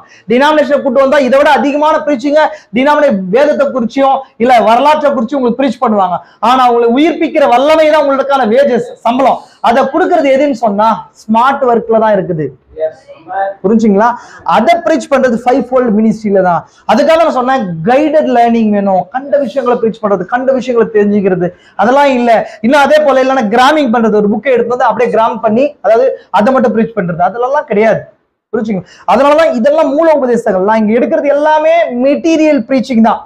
நம்ம இங்க ECFல எல்லாம் எதெல்லாம் காரியங்கள் எடுக்கிறோமோ, ஏன்னா இன்னைக்கு மனவாட்டிக்கு அதுதான் தேவை. மனவாட்டி அடுத்த கடத்துக்குள்ள போக வேண்டியவர்களா இருக்கிறா. இங்க இன்னும் எக்ஸ்க்ளூசிவா சொல்லணும்னு சொன்னா தமிழ் மனவாட்டிக்கு இன்னும் எழுப்புதலுக்கு தேவையான வெளிப்பாடு தேவை அதிகமா. புரிஞ்சுக்கலாம் உங்களுக்கு? ஏன் நமக்கு எழுப்புதல் இல்லைன்னு சொன்னா, எழுப்புதல் எப்படி வரும்? நாம் படிச்சிருக்கிறோம். எதுல படிச்சிருக்கிறோம்? 3ஆம் முத்திரை வாச்சிருக்கீங்களா? 3ஆம் முத்திரை எண்ணெயும் திராட்சை ரசத்தை குறிச்சு இருக்குது. அந்த திராட்சை ரசம் எதை சுட்டி காட்டுதுன்னு சொன்னா, எதுங்க? எழுப்புதனால வருகிற உந்துதலை குறிக்குது. திராட்சை ரசம் என்ன பண்ணும்? ஸ்டிமுலேட் பண்ணும். ஒரு மனுஷன் திராட்சை ரசம் குடிக்கும் போது கழிப்பாகிறான். அந்த திராட்சை ரசம் அவனுக்குள்ள போகும்போது ஸ்டிமுலேட் பண்ணி அவன் நிலை என்ன பண்ணுது? உந்துமடி செய்யுது. அப்ப அந்த திராட்சை ரசம் எதை குறிக்குதுன்னு சொன்னா வெளிப்பாட்டுனாலதான் அந்த எழுப்புதல் உந்துதல் வருது. அப்ப வெளிப்பாட பிரீச் பண்ணாம எப்படி உங்களுக்குள்ள அந்த உந்துதல் கிரியை செய்யும்? புரிஞ்சுங்களா? அந்த ஒயின் எழுப்புதல் உங்களுக்குள்ள வரலன்னா காரணம் என்னன்னு சொன்னா அந்த ரெவலேஷன் தான் உங்களுக்கு எழுப்புதலை கொண்டு வரும். புரிஞ்சுங்களா? உங்களுக்கு ரெவலேஷன் வரும்போது நீங்க ஜெபம் பண்ணுவீங்க. ரெவலேஷன் வரும்போது உலகத்தை விட்டு பிரிஞ்சு வாழ்வீங்க. ரெவலேஷன் வரும்போது நான் எதுக்காக அந்த காரியத்தை செய்யறேன்றதெல்லாம் ஒப்பு கொடுப்போம். அப்போ எதுங்க? Stimulation of the revelation. Stimulation சொன்னா உந்துதல். வெளிப்பாட்டினால வர்ற உந்துதல் தான் திராட்சை ரசத்தை குறிக்குது. திராட்சை ரசம் வெளிப்பாட்டினால வர்ற உந்துதலை குறிக்குது. அது ஒரு எழுப்புதலுக்கு அடையாளமா இருக்குது. இன்னைக்கு மனவாட்டிக்கு ஒரு எழுப்புதல் தேவை, எழுப்புதல் இருக்குது. another revival வருதுன்னு சொல்லி தீர்க்கதரிசி பிராமிஸ் பண்ணியிருக்கிறார். அதுதான் செகண்ட் ரைட கொண்டு வருது. அந்த செகண்ட் ரைடுடைய முடிவுல தான் அந்த தேர்ட் புல் மினிஸ்ட்ரி கொண்டு வருது. அந்த தேர்ட் புல்லுடைய முடிவு தான் எடுத்துக்கொள்ளப்படுதலா இருக்குது. அப்ப இது எல்லாத்துக்கும் பேஸ் என்னவா இருக்குன்னு சொன்னா அந்த ரெவலேஷனை பிரீச் பண்றதுதான் இருக்குது. இதுல இருக்குது ரெவலேஷனை பிரீச் பண்ணுது.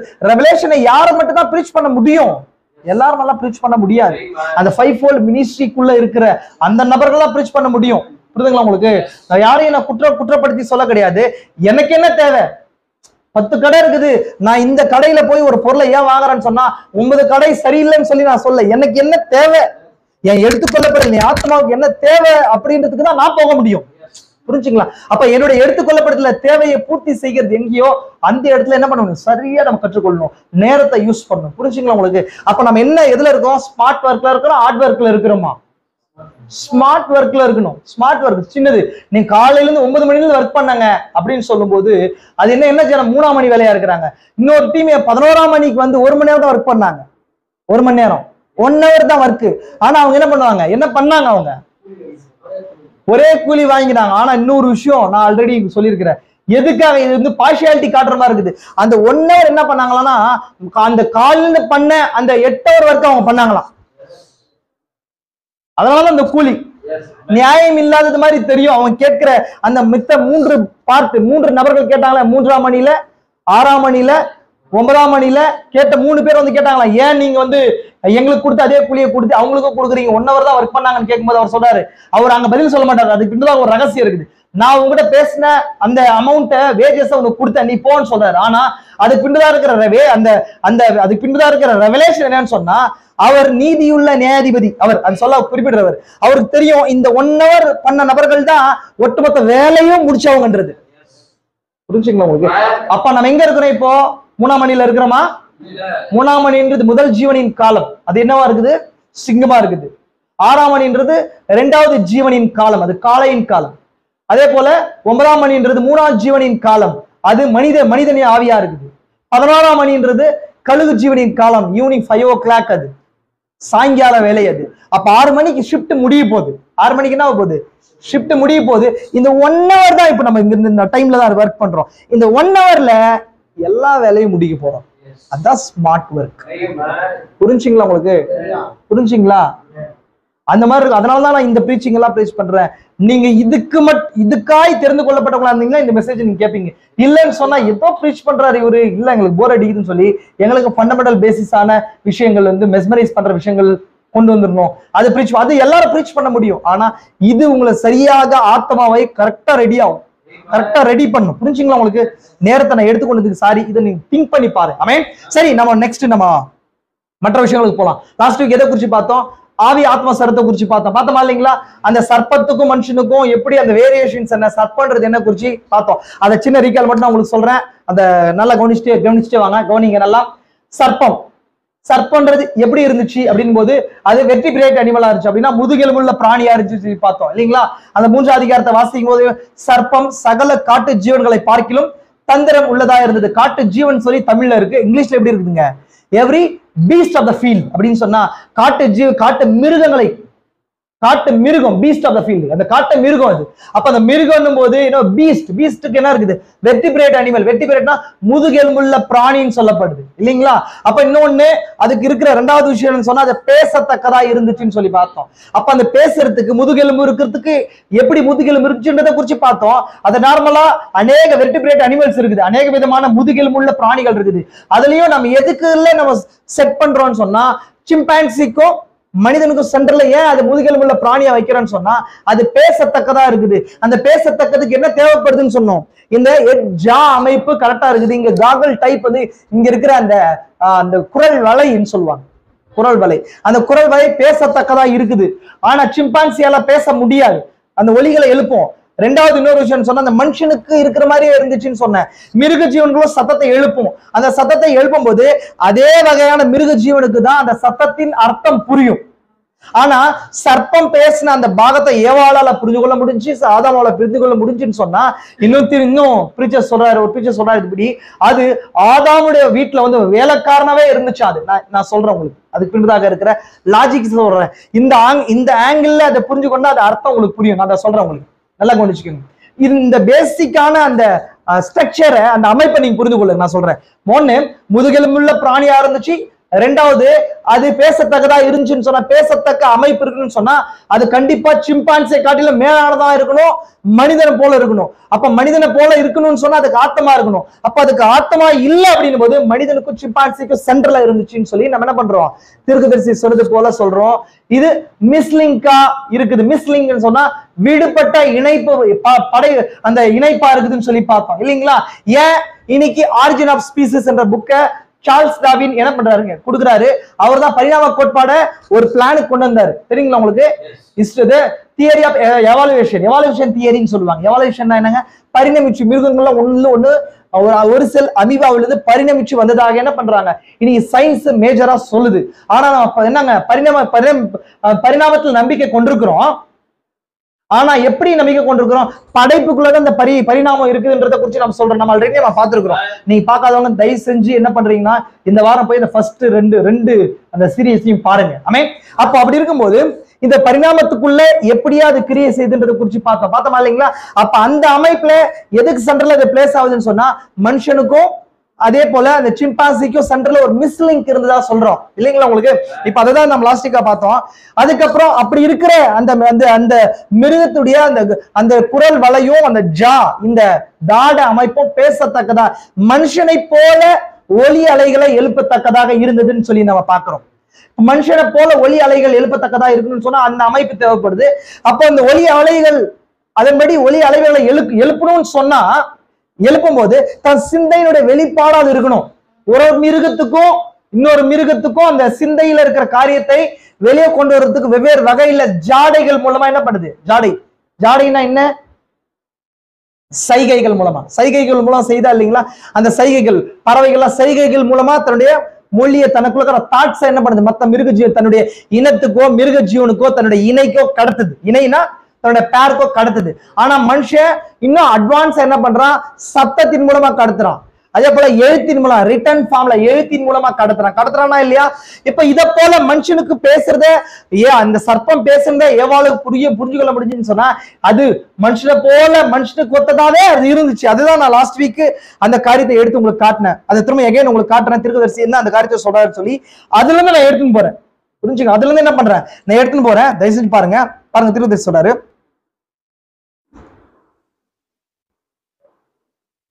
தீர்க்கதரிசி சொல்றாரு, மானிட வர்க்கத்துக்கு அடுத்தபடியாக இருந்தது சர்ப்பமே. பூமியில் உள்ள எல்லா மிருகங்களை காட்டிலும் அது மிகவும் தந்திரம் உள்ளதா இருந்ததாக வேதம் உரைத்துள்ளது. அவன் கிட்டத்தட்ட ஒரு ஆத்மாவை உடையவனாய் இருந்தான். அவனுக்கு ஒரு ஆத்மாவுக்கான இடம் இருந்தது. இது ரொம்ப டீப்பான சப்ஜெக்ட். ஏன் டீப்னு சொன்னா, எனக்குரிய ஒரு 5-6 இயர்ஸ் முன்னாடி எனக்கு என் லைஃப்ல ஒரு இன்சிடென்ட் நடந்துச்சு.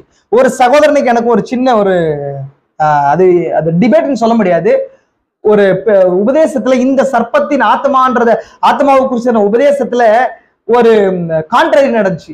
அப்ப நான் இதை குறிச்சு தேவன் எனக்கு வெளிப்படுத்தப்பட்ட காரியத்தை நான் சொல்லும் போது இந்த ரிட்டர்ன் ஃபார்ம்ல இருக்கிற பாகத்தை எடுத்து அந்த சகோதரன் பேச ஆரம்பிச்சார். புரிஞ்சுங்களா உங்களுக்கு. ஏன் எதுக்காக சொல்றேன்னு சொன்னா, அந்த சகோதரனை நான் பழிச்சு பேசுறதுக்காக சொல்ல வரல. இந்த ஆத்மான்றதுக்கு வச்சு சரியான புரிதல் இல்லாம போச்சுன்னு சொன்னா, இந்த மாதிரியான தப்பான அர்த்தத்தை எழுதப்பட்ட வடிவத்திலேயே அதை புரிஞ்சு கொள்றதுனால வர்ற சிக்கலை புரிஞ்சுக்குவீங்க. ஏன் இதை நான் அழுத்தமா சொல்றேன்னு புரிஞ்சுக்குவாங்க. சர்ப்பத்துக்கு ஆத்மா இருந்துச்சுன்னு சொல்லி அந்த சகோதரன் சொன்னார். நான் இல்லைங்க, ஆத்மா இருக்கிறதுக்கான சான்ஸே இல்லை அப்படின்னு சொல்லும் போது இந்த நோட்ஸை எடுத்து அவர் எனக்கு ஷேர் பண்ணார். சர்ப்பத்துக்கு கிட்டத்தட்ட ஒரு ஆத்மா இருந்ததுன்னு சொல்லி தீர்க்கதரிசி சொல்றாரு பாருங்க. அப்ப தீர்க்கதரிசி சொல்றதுக்கு மேல என்ன பண்ண முடியாது, நம்மளால போக முடியாது அப்படின்னு சொன்னார். அப்போ இந்த ஆத்மாவை குறிச்சு சரியான புரிதல் நமக்கு இல்லாம போகும்போது தான் தீர்க்கதரிசி என்ன சொல்ல வந்தாருன்றதை புரிஞ்சுக்காம போயிடும். இப்போ நான் எக்ஸாம்பிள் சொல்றேன். தீர்க்கதரிசி தன்னைத்தான் எங்கேயாவது எந்த இடத்துலயாவது எலியா தீர்க்கதரிசி சொன்னாரா? என்ன பண்றாருங்க? அவர் ப்ரொக்ளைம் பண்றாரா? சொல்லல. ஆனாலும் நம்ம என்ன பண்றோம்? அவருடைய ஊழியத்தின் விளைவாக அந்த ஊழியத்துடைய அவுட்புட்டே என்ன பண்றோம்? மல்கியா 4ல பாக்குறோம், லூக்கா 17ல பாக்குறோமா இல்லைங்களா? மத்தேயுல பாக்குறோம், அதே போல வெளிப்படுத்தல் 10:7ல பார்த்து நம்ம பாக்குறோம். அடையாளம் கண்டு கொண்டோம். இந்த இடத்துல சொல்லப்பட்ட இந்த ஊழியம் தான் இந்த மனிதர்கள் காணப்படுதுன்னு அடையாளம் கொண்டு கொண்டு நம்ம மனவாட்டியின் பாகமா இருக்கிற ரெபேக்கா நம்ம தான் என்ன பண்றோம்? இவர் தான் அந்த தூதன் சொல்லி அடையாளம் கண்டு கொண்டோம். அப்ப அந்த தூதன் தன்னை தூதன் சொல்லி ப்ரொக்ளைம் பண்ணி தம்பட்டம் அடித்துக் கொள்ளவில்லை. அப்ப தீர்க்கதரிசி எங்கேயுமே சொல்ல தன்னைத்தான் எலியான்னு சொல்லி, அதனால நான் எலியான்னு சொல்ல மாட்டேன்னு சொல்றோமா? நம்ம சொல்ல மாட்டோம் இல்லைங்களா? நமக்கு தெரியும். அந்த வெளிப்படுத்தல் மல்கியா 4லயும் வெளிப்படுத்தல் 10ஆம் அதிகாரத்திலையும் சொல்லப்பட்ட அந்த ஊழியம் இந்த மனிதனை நிறைவேறிற்று. அந்த மனுஷனுக்கு ஏன் அந்த வாயில சொல்றதுன்னு சொன்னா, எந்த ஒரு தீர்க்கதரிசி எந்த ஒரு மனிதனும் தன்னைத்தான் என்ன பண்றதுல உயர்த்தி கொண்டு அந்த ஊழியத்துக்கு ஆப்டான பொருத்தமான நபரா சொல்லிக் கொள்வது இல்லைன்றதை புரிஞ்சுக்கிறோம். புரிஞ்சுக்கொள்றோமா இல்லையா? அந்த அடிப்படையில தீர்க்கதரிசி ஓரலா பேசும்போது என்ன சொல்ல வந்தார்ன்றதை பின்னாடி புரிஞ்சுக்கணும். புரிஞ்சுங்களா?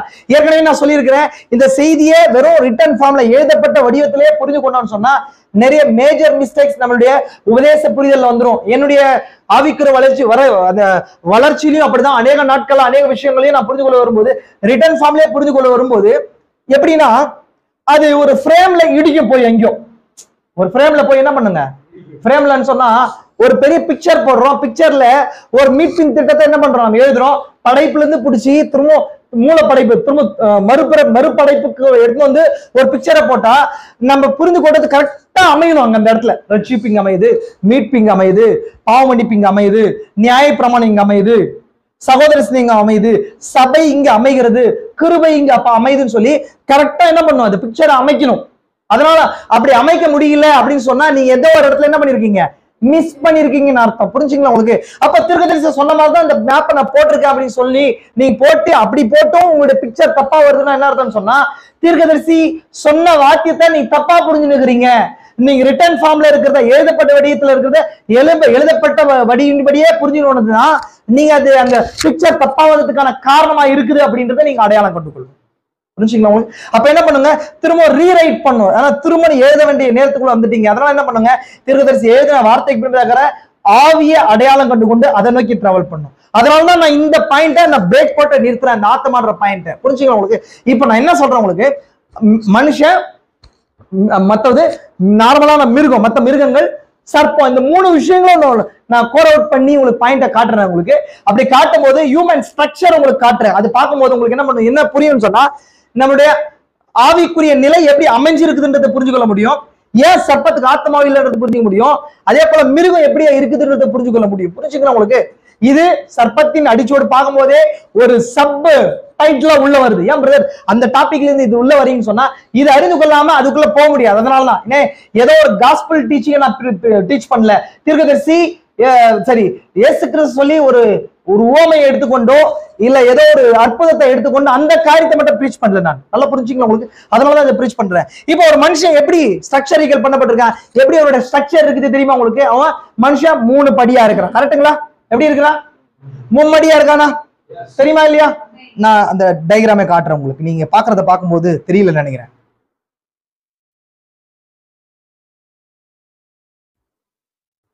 ஆல்ரெடி பார்த்த டயக்ராம் தான், நான் இது again காட்டுறேன் பாருங்க தயவு செஞ்சு. மனுஷன் 3 படியா இருக்கிறான் இல்லைங்களா? இது பாடி, அது வந்து டிராயிங்ல இது பாடி ஆல்ரெடி உங்களுக்கு தெரியும். பட் again ஃபாஸ்டா சொல்றதுக்கு பேசிக்கா சொல்லிடுறேன். இது பாடி புரிஞ்சுக்கலாம் உங்களுக்கு? ரெண்டாவது ஸ்பிரிட், ரெண்டாவது ரோ என்ன இருக்குது? ஆவியா இருக்குது. மூன்றாவது தான் ஆத்துபாவுக்கான இடம். புரிஞ்சுங்களா? இதுதான் மனுஷன் இருக்கிறதான இடம். இப்ப இது நீங்க ஸ்ட்ரக்சரா சொன்னீங்க, வேதத்துல எங்க இருக்குது அப்படின்னு சொன்னா ஆதியாகமம் 2வது அதிகாரத்துல இருக்குது. அந்த 2வது அதிகாரத்துல எடுத்து ஒருத்தர் தயவு செஞ்சு வாசிங்க, கொஞ்சம் ஃபாஸ்டா வாசிங்க. நான் அது காட்டுறேன் உங்களுக்கு. 2வது அதிகாரத்துல மனுஷ சிருஷ்டிப்பை குறிச்சு வாசிங்க. அதையும் இந்த ஸ்ட்ரக்சரை பார்த்தீங்க இல்லையா நீங்க?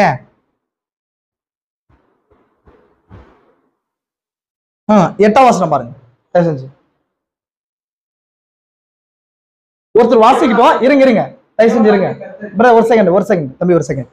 இந்த ஸ்ட்ரக்சரை பாருங்க. மனுஷன் எப்படி இருக்கிறான்? பாடி, சரீரம், அதான் வெளியில இருக்குது. இந்த ஸ்ட்ரக்சர் பாடி இல்லைங்களா? அதுக்கப்புறம் உள்ள ஸ்பிரிட் இல்லைங்களா? அதான் ஆவி. உள்ள அதுக்குள்ள என்ன இருக்குது? ஆத்மா. இதான் 3 பாகங்கள். இந்த 3 பாகங்கள் இருக்குது. இதான் மனுஷன் சொல்லி நீங்க நம்புறீங்க, விசுவாசிக்கிறீங்க, தீர்க்கதரிசி செய்தி கேட்கறதால சொல்றீங்க. இது வேதத்தின்படி எங்க இருக்குது? புரியுதுங்களா உங்களுக்கு? வேதத்துல இந்த 3 ஸ்ட்ரக்சர் எங்க இருக்குது அப்படின்னு சொல்லி நீங்க பார்க்கணும் இல்லைங்களா? அதுக்கு 2 வசனங்களை நான் உங்களுக்கு சொல்றேன். 2 வசனங்களும் நீங்க வாசிக்கும் போது உங்களுக்கு புரியும். ஒன்று எபிரேயர் 4:12 வச்சுக்கோங்க. ரெண்டாவது இப்போ எடுத்து வச்ச பாகத்தை 2 வச்சுக்கோங்க. புரிஞ்சுங்களா உங்களுக்கு? எபிரேயர் 4:12 வாசிங்க தம்பி, வாசிங்க. தேவனாகிய கர்த்தர் இல்லங்க, எபிரேயர் 4:12 வாசிக்கலாம். ஃபர்ஸ்ட் வாசிங்க. தேவனுடைய வார்த்தையானது ஜீவனும் வல்லமையும்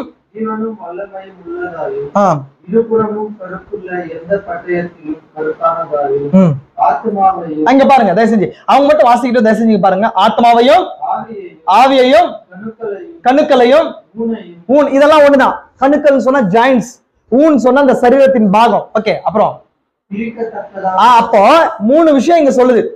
தேவோட வார்த்தை என்ன பண்ணுது அப்படின்னு சொல்லி சொல்லுது. ஆத்மா அப்படின்னா டைரக்டா தேர்ட் பொசிஷன்.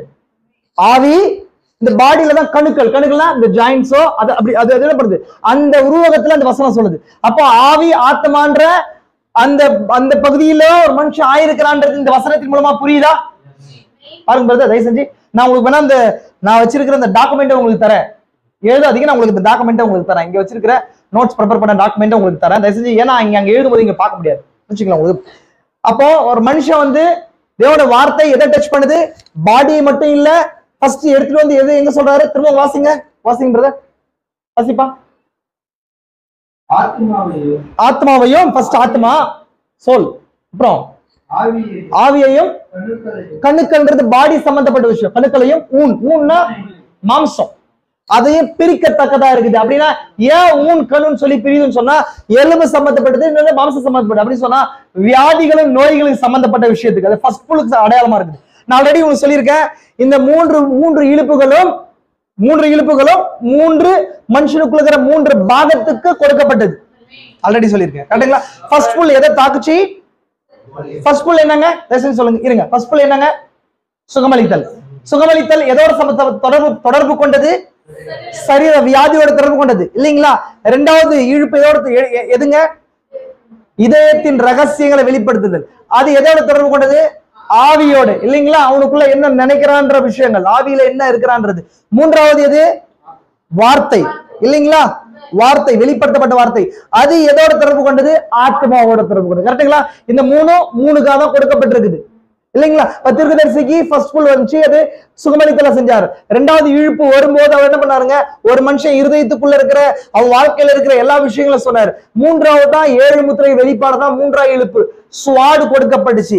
அதுதான் அவன் ஆத்மாவுக்குள்ள வித்து இருக்கும் போது அங்க என்ன கொடுக்கப்படுது?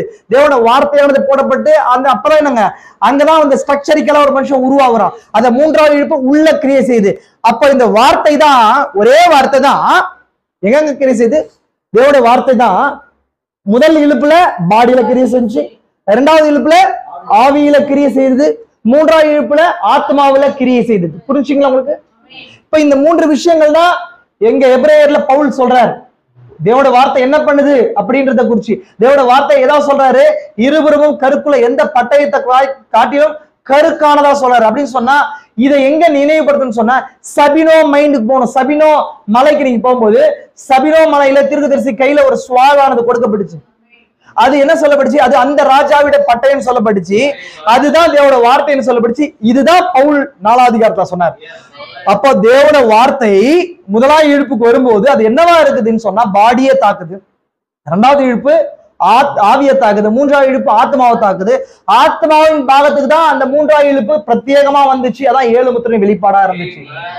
இப்போ இந்த எதுக்காக இந்த 3வது இழுப்பு எதுக்காக வந்துச்சுன்றது புரியுதா? தனிப்பட்ட மனிதனுக்கு எப்படி பொருந்ததுன்றதை புரிஞ்சுக்கோங்க. நீங்க 3வது இழுப்பு சபைக்கு வந்துச்சுன்னு பேசுறது மட்டும் இல்ல. புரிஞ்சுங்களா உங்களுக்கு? தீர்க்கதரிசி மனவாட்டி கொடுத்தாருன்றது பேசுறது இல்ல. இந்த முதல் 3 இழுப்புகளும் எப்படி உங்களோட தனிப்பட்ட விதத்துல தொடர்பு உடையதா இருக்குதுன்றதை புரிஞ்சுக்கோங்க. அப்போ தேவனுடைய முதலாவது இழுப்புன்னு வரும்போது உங்களுடைய பாடியோட உங்களுடைய சரீரத்துல இருக்கிற வியாதியோடு சம்பந்தப்பட்ட காரியங்களுக்கு உதவி செய்யணும். ஃபர்ஸ்ட் இழுப்பு உதவி செய்தா பாருங்க. இரண்டாவது இழுப்பு உங்களுக்கு இருக்கிற குணாதிசயத்தோட பாவமான காரியங்களோட அந்த காரியங்களோட கூட தொடர்புடையதா இருக்கணும். அப்ப தேவனுடைய வார்த்தை வரும்போது உங்களை நீ சீர்தூக்கி பார்க்கிற நிதானிக்கிற ஒரு தன்மை இந்த வார்த்தைக்கு இருக்குதா? இங்க தேவனுடைய வார்த்தை இந்த ஃபுல்பீட்ல இருந்து தேவனுடைய வார்த்தை வருது, ஒரு பிரீச்சிங் வருதுன்னு சொன்னா அந்த வார்த்தை உங்க வியாதியா இருந்தையும் வியாதியை முதல் இழுப்புல எடுத்து போடணும். இரண்டாவது இழுப்புல அந்த வார்த்தை வரும்போது உங்களுக்கு ஆவியில இருக்கிற உங்க பாவமான காரியங்களோ உங்க இருதயத்துக்குள்ள இருக்கிற சந்தேகங்களோ கேள்விகளுக்கோ பதிலா அமைதா அப்படின்றத பார்க்கணும். மூன்றாவது இழுப்பின் வார்த்தை ஃபுல்பீட்ல இருந்து வரும்போது உங்க ஆத்மாவை அடுத்த கட்டத்துக்கு நீங்க தேவனோட வித்தான சூழ்நிலை கொண்டு போதான்றத புரிஞ்சுக்கொள்ளணும். புரிஞ்சுங்களா? இப்ப இந்த மூன்று இழுப்புகளும் தனிப்பட்ட விதத்துல எப்படி உங்களுக்கு உதவுதுன்றது புரிஞ்சா உங்களுக்கு? அப்ப நீங்க மும்மடிப்பானவர்களா, 3-fold மேனர் உங்களுக்குள்ள இருக்குதா? மூன்று நிலையில நீங்க இருக்கிறீங்களா? புரிஞ்சுங்களா உங்களுக்கு? அதுதான் ஃபர்ஸ்ட் ஸ்ட்ரக்சரிக்கல், இந்த அடிப்படை. அப்போ இப்படி இருக்குது ஆவி, ஆத்மா, சரீரம். இது பவுல் எப்படி சொல்றாரு சொன்னா ஸ்ட்ரக்சர் ஆனபடி சொல்றாரு. ஸ்ட்ரக்சர் மனுஷன் எப்படி இருக்கிறான்னு சொல்லிட்டு இது மூலநிலை எங்க மனுஷன் ஆவி ஆத்மா சரீரத்துல உண்டாக்கப்பட்டானா அப்படின்ற அந்த கேள்விக்கு தான் நான் அந்த 2வது அதிகாரத்தை வாசிக்க சொன்னேன். இப்ப வாசிங்க பிரதர். தேவனாகிய கர்த்தர் இலக்கை ஏதேனில் உண்டாக்கி தாம் உருவாக்கின மனுஷனை அபிஷேகித்தார். வைத்தார். தேவனாகிய கர்த்தர் பார்வைக்கு இல்ல அது இல்லம்மா, வேற வாசிங்க. மனுஷனை உண்டாக்குற அந்த பாகத்தை வாசிங்க.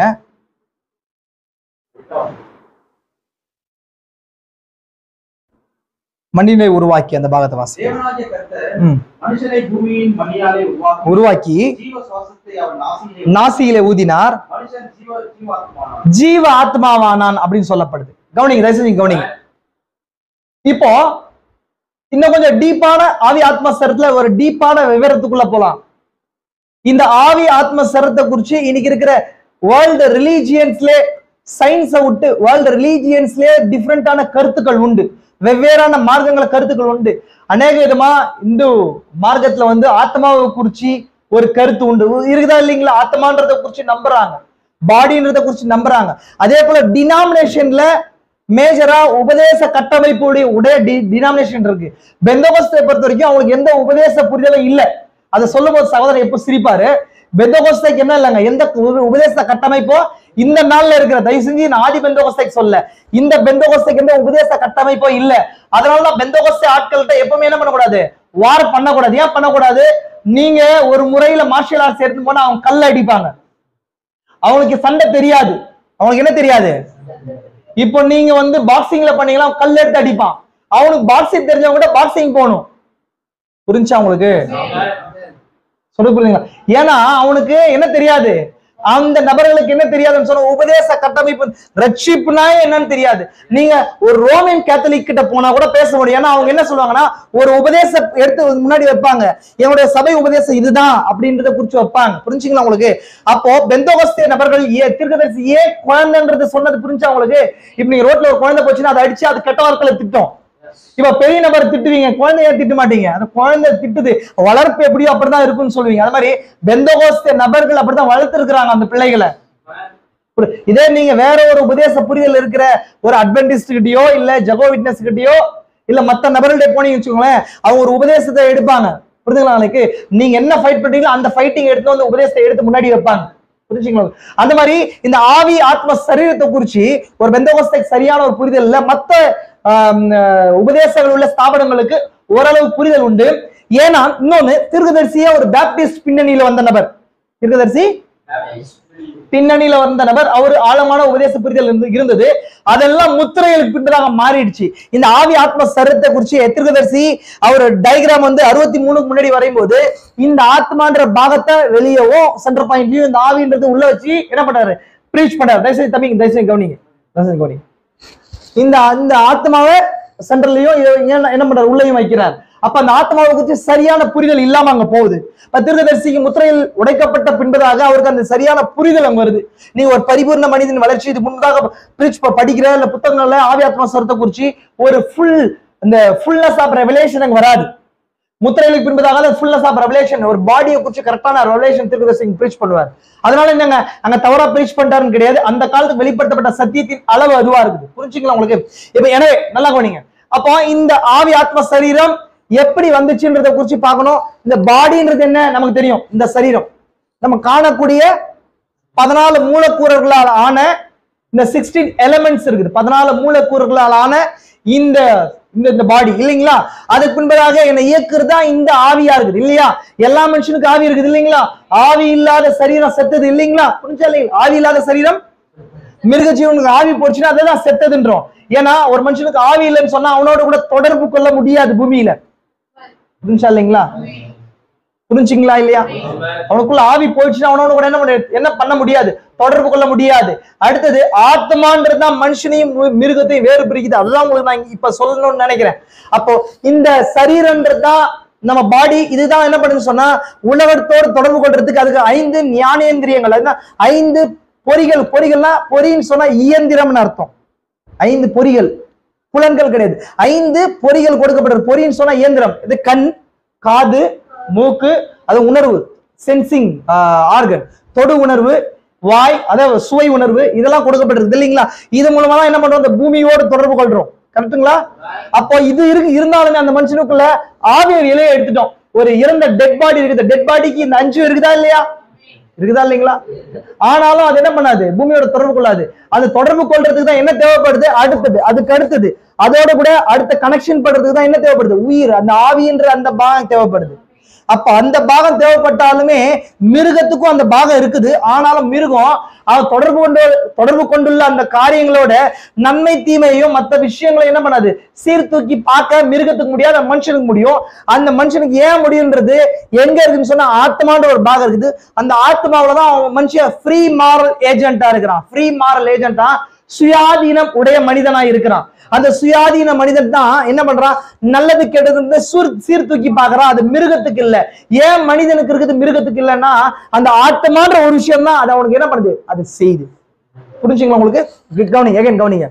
இந்த பாடின்ற விஷயம் உங்களுக்கு தெரிஞ்சு, பாடிக்கு என்ன கார்னல் மேன், கார்னல் மேன்னா மாம்ச ரீதியா மனுஷன் அர்த்தம். கார்னல் மேன்னா மாம்ச ரீதியான அந்த மனநிலை அப்படின்னு அர்த்தம். அப்ப இங்க புரிஞ்சுக்கோங்க, இதுதான் இதுக்குதான் என்ன இருக்குதுன்னா 5 விஷயங்கள் இருக்குது. இங்க என்ன இருக்கு பாருங்க, கண், அதே போல ஸ்மெல்லிங் பவர், அது இயரிங் பவர், மவுத் டேஸ்டிங் பவர், அதே போல ஃபீலிங் பவர். இது இருக்கு, இந்த உறுப்புகள் மூலம் கொடுக்கப்படுது. அதுக்கப்புறம் 2வது கட்டம் தான் ஸ்பிரிட்டா இருக்கு. இந்த ஸ்பிரிட்ல தான் இந்த 5 விஷயம் இருக்கு. இதை மறந்துடாதீங்க. இமேஜினேஷன் என்னங்க, கற்பனை திறன், இமேஜின் பண்றது. அது ரியலா இருக்குதோ இல்லையா தெரியல, டிஃப்ரெண்டா இமேஜின் பண்ண முடியும். இப்ப சகோதரன் இன்னைக்கு என்ன பண்றாரு, வரேன்னு சொல்லி வரலன்னு வச்சுக்கோங்க, நான் டிஃப்ரெண்டா இமேஜின் பண்ண முடியும். இவர் அங்க போயிருப்பாரோ, இல்ல இங்க போயிருப்பாரோ, இல்ல வந்துட்டு இருப்பாரோ, இல்ல வந்து சென்டர்ல ஏதாவது வேற வேலையா போயிட்டாரோ. இதுதான் இமேஜினேஷன். புரியுதுங்களா உங்களுக்கு? அப்ப இது இமேஜினேஷன் பவர் இருக்கு. 2வது கான்சைன்ஸ், யோசிக்கிறது என்ன பண்ணிருப்பாருன்னு யோசிச்சு பாக்குறது. நான் இமேஜின் பண்ணாம யோசிச்சு பாக்குறேன்னு வச்சுக்கோங்களேன், அதான் இமேஜின் பவர். 3வது மெமரி. அவர் நேத்தே சொல்லிட்டாருன்னு வச்சுக்கோங்களேன், பிரதர் நான் இன்னைக்கு 5 மணிக்கு வர மாட்டேன், 5:30 வரேன்னு சொன்னா நான் யோசிச்சு, ஏன் இவர் 5 மணிக்கு வரல? ஓ, நேத்து அவர் என்ன பண்ணாரு, எனக்கு சொன்னார் 5:30 வர்றதா சொன்னார். அப்ப எனக்குள்ள அந்த ஆவியில என்ன பொறி யூஸ் பண்றானுங்க, யோசிச்சு ஞாபகப்படுத்துறேன். சரி, மெமரின்றது ஞாபகம். ஆல்ரெடி வெளியில இருந்து எனக்கு ஒரு அவுட்புட் வந்துச்சு, காதுக்கு ஒரு அவுட்புட் வந்துச்சு. நேத்தே போன் பண்ணி எனக்கு சகோதரன் சொல்லிட்டாரு, நான் நாளைக்கு 5 மணிக்கு வர மாட்டேன், 5:30 வரேன்னு சொல்லிட்டு. திரும்ப இன்னைக்கு 5 மணி வரும்போது எனக்கு என்ன வருது, ஞாபகம் வருது. என்ன ஞாபகம் வருது, அவர் எனக்கு. அப்ப அந்த ஞாபகம் வரும்போது நான் கற்பனை பண்ண மாட்டேன், கண்டதை என்ன பண்ண மாட்டேன், நான் கற்பனையும் பண்ண மாட்டேன், நான் யோசனையும் பண்ண மாட்டேன். ஆல்ரெடி என்ன பண்ணிட்டாரு, எனக்கு அவரு சொல்லிட்டார். புரிஞ்சா உங்களுக்கு? அதுக்கப்புறம் ரீசன் எனக்கு ஞாபகம் இருந்துச்சுன்னா ரீசன் ஏன் வர மாட்டாரு, அதான் ரீசன். அந்த ரீசன் அப்படின்றது கேள்வி, அந்த கேள்வியும் இருக்காது. அதே போல அஃபெக்ஷன், ஐயோ அவர் வரலையே, அந்த ஈர்ப்பு, அதுவும் வராது. அப்ப ஒன்னொன்னும் இந்த 5 விஷயங்கள் தான் என்ன பண்ணுது, உள்ள ஆவிய நடத்துற காரியமா இருக்குது. புரிஞ்சுக்கலாம் உங்களுக்கு? இது மாத்திரக்கூடாது. நிறைய பேர் நிறைய டைகிராம் நான் சபைகளை பாக்குற தவறா அந்த டைகிராம் போடுறாங்க. 5 விஷயங்களும் டைகிராம் போடுறாங்க. புரியுதுங்களா உங்களுக்கு? அன்பு அது இதுன்னு போடுறாங்க. கரெக்டான டைகிராம் இதுதான். இமேஜினேஷன், கவனிங்க, கற்பனை, கான்சைன்ஸ் யோசனை, மெமரி ஞாபகம், ரீசனிங் கேள்வி, அதாவது ஏன் வரல அப்படின்றது, ஏன் அப்படின்ற கேள்வி. அதுக்கப்புறம் அஃபெக்ஷன் ஈர்ப்பு, ஒரு பொருளை ஈர்க்கிறது. புரிஞ்சுக்கலாம் உங்களுக்கு? ஃபார் எக்ஸாம்பிள், இந்த ஒரு பொருள் இருக்குன்னு வச்சுக்கோங்களேன், இது ஏன் இங்க இருக்குது அப்படின்றது கேள்வி. இது எனக்கு பிடிச்சிருக்கு அப்படின்றது என்னங்க, அஃபெக்ஷன் ஈர்ப்பு இல்லைங்களா? ஓ, இதனாலதான் வந்துச்சு அப்படின்றது என்னோட கற்பனை. புரியுதுங்களா? ஒருவேளை அவங்க நான் கொண்டாந்து இங்க வச்சிருந்தேன்னு சொன்னா நான் தான் கொண்டாந்து வச்சேன்றது மெமரி. புரிஞ்சுங்களா? அப்ப ஒரே பொருள்ல என்னுடைய சரி கண் அப்படின்ற இந்த உறுப்பின் மூலமா பார்த்து, இந்த கண்ணுன்ற விஷயத்தின் மூலமா பார்த்து இது ஏதாவது ஒரு விஷயத்தை நான் சூஸ் பண்றேன். புரிஞ்சா இல்லைங்களா? இதான் ஸ்ட்ரக்சர். இதுக்கப்புறம் என்ன பண்ணுது, உள்ள ஆத்மான்ற ஒரு பாகம் இருக்குது. அதுலதான் என்ன பண்றேன், செலக்ட், எஸ் ஆர் நோன்ற செலக்ட். அதான் அங்கதான் ஃப்ரீ மாரல் ஏஜென்ட். மனுஷன் எப்படி இருக்கிறான், ஒரு சுயாதீனம் உடைய மனிதனாய் இருக்கிறான் அப்படின்றது அங்கதான். அப்ப இந்த கர்ச்சேப்பை வச்சு நான் எது வேணாலும் பண்ணலாம். எனக்குள்ள இருக்கிற சுயாதீனத்தை வச்சு நான் முகத்தை என்ன பண்ணலாம், என் முகத்தை துடைக்கலாம், இல்ல எடுத்து உங்க மேல போடலாம், ஏதாவது போடலாம். அப்ப இந்த என்ன பண்றேன், என் கண்ணின் மூலமா பார்த்து இதை ஞாபகம் வச்சு அடுத்தது என்னோட கிரியைக்கு என்னோட உள்ள போய் do or die, yes or நோன்ற அந்த தேர்வை தெரிந்து கொண்டு இதை என்ன பண்ணலாம் அப்படின்ற அந்த செயல்பாட்டுக்கு வர்றேன். புரிஞ்சுதுங்களா? இப்படிதான் ஒரு பாடி ஹியூமன் ஸ்ட்ரக்சர் கிரியேட் செய்து நான் பிசிக்கலான விஷயத்துக்கு சொல்றேன். இப்ப ஸ்பிரிச்சுவலுக்கு நான் எடுத்துட்டு வந்து உங்களுக்கு சொல்லணும்னு சொன்னா தேவனுடைய வார்த்தை சொல்லுது புசின்னு சொல்லுது. சரி, புசிக்காதன்னு சொல்லுது. பிசாசுடைய வார்த்தை சொல்லுது புசின்னு சொல்லுது. ரெண்டு விஷயங்கள் இருக்குதுன்னு வச்சுக்கோங்க அந்த கனியை குறிச்சு. இப்போ ஏவாள் அந்த கனி, உலக ரீதியா சொல்றேன், அந்த கனியாவும் கண் கூட பாக்குறாங்க, பார்த்தாங்க. பார்த்த உடனே என்ன வருது, ஏவாளுக்கு என்ன ஞாபகம் வரணும், என்ன அந்த ஃபர்ஸ்ட் கண்ணுல பார்த்தாச்சுங்க. ஃபர்ஸ்ட் என்ன பண்ணுது, பாடியில கண்ணுல பார்த்தாச்சு.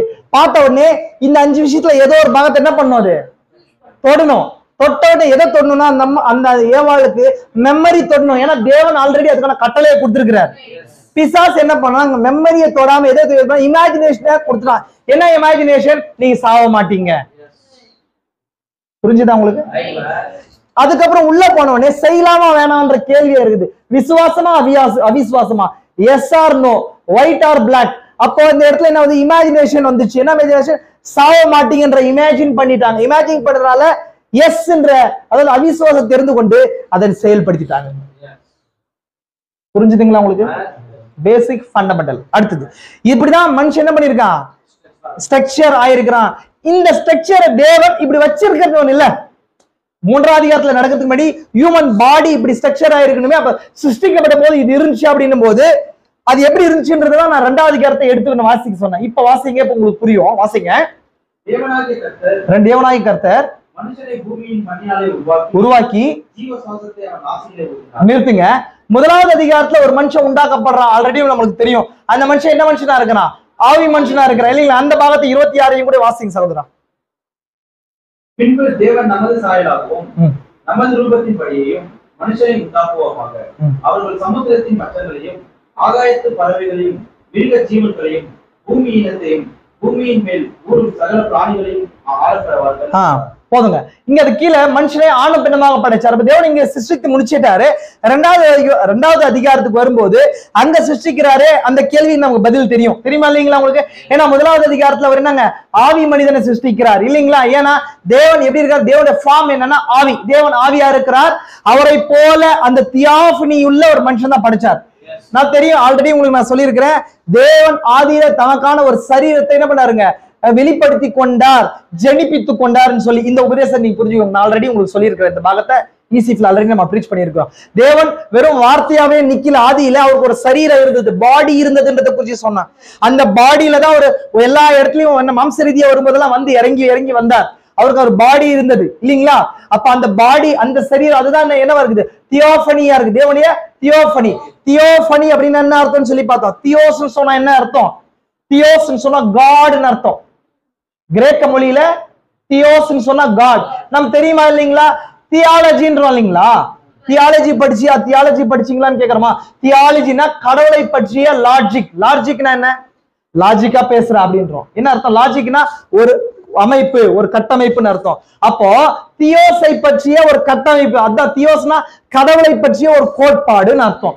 அப்ப தியோஸ் அப்படின்றது கடவுள், தியோபனின்னு சொன்னா கடவுளுடைய சாயல்னு அர்த்தம். அதுக்கு புரிஞ்சுங்களா உங்களுக்கு? எப்பவுமே மறக்காது, இப்படி சொல்றதுனால உங்களுக்கு மறக்காது. இப்ப தியோபனி சரீரம், தேவ சாயல் உள்ள அவர் முதலாக தன் சிந்தையிலிருந்து வார்த்தை அனுப்பி அவருக்கான ஒரு வேர்ட் பாடியை ஃபர்ஸ்ட் என்ன பண்ணாரு, வெளிப்படுத்தி கொண்டார். லைட் ஃபார்ம்ல வெளிப்படுத்தி கொண்டார். அதான் தீர்க்கதரிசி ஆதியாகமத்தின் கேள்விகளும் பதில்கள்ல முதல் கேள்விகளை அது பதிலுக்கு சொல்றாரு. நீங்க போய் பாருங்க, 1 hour அந்த கேள்வி இருக்கும். நம்ம யூடியூப்ல கூட அப்லோட் பண்ணிருக்கோம் அந்த கொஸ்டின் கேன் ஆன்சரை.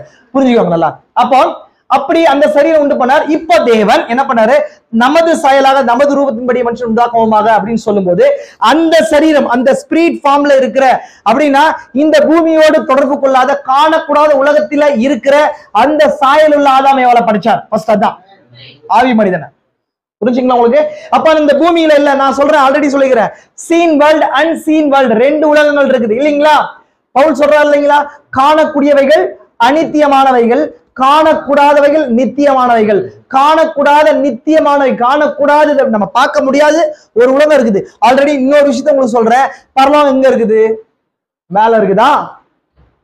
நம்முடைய அண்டர்ஸ்டாண்டிங் தான். தீர்க்கதரிசி ஆரம்ப காலகட்டத்தில் அப்படி அவர் பிரீச் பண்ணதுனால அந்த அண்டர்ஸ்டாண்டிங்ல நம்ம போறோம். அந்த அண்டர்ஸ்டாண்டிங் கிடையாது. ரெண்டே ரெண்டு தான். அண்டங்களுக்கு அப்புறம் என்ன இல்லைங்க, பரலோகம் கிடையாது. பரலோகம்ன்றது பரம்னா காணக்கூடாதுன்னு அர்த்தம். பரம் பொருள்னா என்ன அர்த்தங்க? காணக்கூடாத ஒரு பொருள் அர்த்தம். அப்போ காணக்கூடிய உலகம் ஒண்ணு இருக்குது, காணக்கூடாத ஒரு உலகம் ஒண்ணு இருக்குது. அதனால தீர்க்கதரிசி சொல்றாரு ஏஞ்சல்ஸ் இங்கே கூட இருக்கலாம்ன்றாரு. அப்போ இங்க நம்ம காணக்கூடிய உலகத்துக்குள்ளேயே காணக்கூடாத உலகமும் இருக்குது இங்கே. புரிஞ்சுதா இல்லைங்களா? அப்ப காணக்கூடாத உலகத்துடைய உயிர் உருக்களாதான் ஏஞ்சல்ஸ் இருக்கிறாங்க, தேவன் இருக்கிறாரு, நமக்கான தியாஃபினியும் இருக்குது. ஒருவேளை இங்கே கூட இருக்கலாம் அது. இப்ப ஆனா ஏன் என்னால பார்க்க முடியலன்னா, இந்த சரீரத்தின் மூலமா அதை பார்க்க முடியாது. இந்த சரீரம் எதுக்காக சிருஷ்டிக்கப்பட்டதுன்னு சொன்னா இந்த பூமியோட கூட இருக்கும்படி சிருஷ்டிக்கப்பட்டது. ஆனா ஆதாமால பார்க்க முடிஞ்சு. ஏன்னா ஆதாமுக்கு தேவனுடைய சாயல் இருந்துச்சு. அந்த சாயல் என்ன பண்ணுச்சுன்னு சொன்னா இந்த தியாஃபினி ஃபார்ம் இருந்துச்சு. அந்த தியாஃபினி அந்த காணக்கூடாத உலகத்தோடு கூட தொடர்பு கொள்ளக்கூடிய ரீதியில இருந்துச்சு.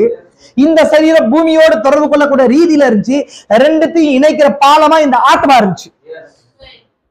புரிஞ்சுதுங்களா உங்களுக்கு? ரொம்ப பேசிக் அண்டர்ஸ்டாண்டிங் இது. நீங்க இது புரிஞ்சுக்கொள்ளும் தான் இந்த ஏஞ்சல்ஸை புரிஞ்சு கொள்ள முடியும், தியாஃபினியை புரிஞ்சு கொள்ள முடியும், பரிமாணத்தை பரிணாமம் இருக்கு இல்லைங்களா? சரி, பரிமாணம், அந்த டைமென்ஷன்ஸ் அப்படின்ற அந்த விஷயம் இருக்கு, அந்த உபதேசத்தையும் நீங்க புரிஞ்சு கொள்ள முடியும். நம்ம டைமென்ஷன்ஸை குறித்து கூட பார்த்துருக்கிறோம். இதை புரிஞ்சு கொள்றதுதான் நம்ம ஹியூமன் பாடி ஸ்ட்ரக்சரை புரிஞ்சு கொண்டதான் என்ன பண்ண முடியும், மனுஷன் உண்டாக்கப்பட்ட அந்த ஸ்ட்ரக்சரை தான் புரிஞ்சு கொண்டதான் இது புரிஞ்சு கொள்ள முடியும். அப்போ ஆதாம தேவன் படிக்கும் போதே ஃபர்ஸ்ட் படிக்கும் போது இன்விசிபிள் வேர்ல்டு, காணக்கூடாத உலகத்தோடு தொடர்பு கொள்ளக்கூடிய விதத்துல படைச்சார். அதான் ஆவி மனிதன் ஆகிய ஆதாம். அதுதான் தேவனுடைய சாயல். ஆனா இந்த பாடி மண்ணுடைய சாயல், மிருகத்துடைய சாயல். இது தேவனுடைய சாயல் அல்ல, நல்லா புரிஞ்சுக்கணும். இது மண்ணுடைய சாயல். அதனாலதான் என்ன பண்றாருங்க, பிள்ளைகள் மாம்சத்தையும் ரத்தத்தையும் உடையவர்களா இருக்கு, அவரும் மாம்சமானார். இதை டினாமினேஷன்ல எப்படி சொல்றாங்கன்னா, தேவன் இப்படி இதுதான் தேவ சாயல். தேவ சாயல் இது கிடையாது. அவர் எப்படி வந்தாரு? இப்படி வந்தார். அவர் எப்படி இருக்குங்க, ஆவிக்குரிய உலகத்துல அவருக்கான ஒரு அமைப்பு இருந்துச்சு. அந்த வடிவில தான் இதை படிச்சிருக்காரு.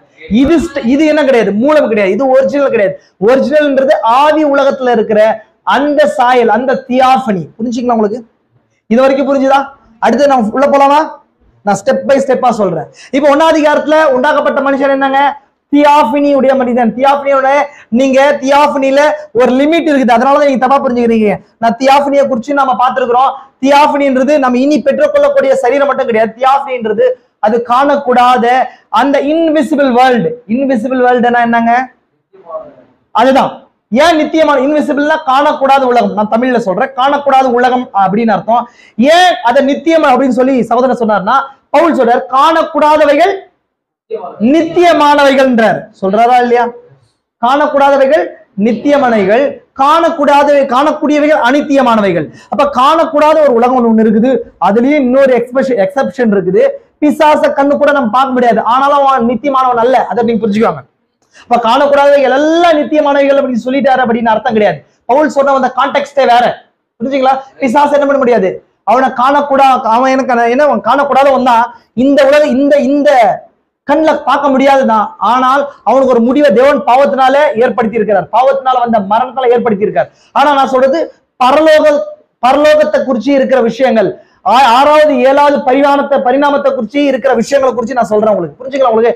அப்போ முதல் ஆதாம் ஏவாளும் ஒரே சரீரத்துல அந்த தியாஃபனி தேவ சாயல் உடையவர்களா இருந்தாங்க. தேவ சாயல் தியாஃபனி என்ன அர்த்தங்க, தேவ சாயல் அர்த்தம்.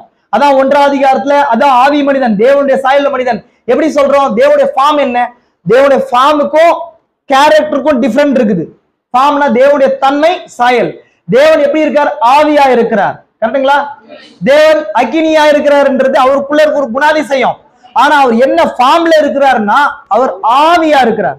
அதான் ஒரு ஃபார்ம். புரிஞ்சுங்களா உங்களுக்கு? அப்போ அந்த ஆவியில கூட எல்லை இல்லாத தேவன் ஒரு எல்லைக்காக தன்னை மாற்றிக்கொண்டார். அதான் லோகாஸ். லோகாஸ் என்ன அர்த்தம்? வேர்ட் காட் அர்த்தம். வேர்ட் காட், சொல் இறைவன் அர்த்தம். அந்த சரீரத்தை என்ன பண்ணார்? அவரு தனக்காக உருவமைத்து கொண்டார். அவர் சிருஷ்டித்து கொண்டார்னு சொல்லக்கூடாது.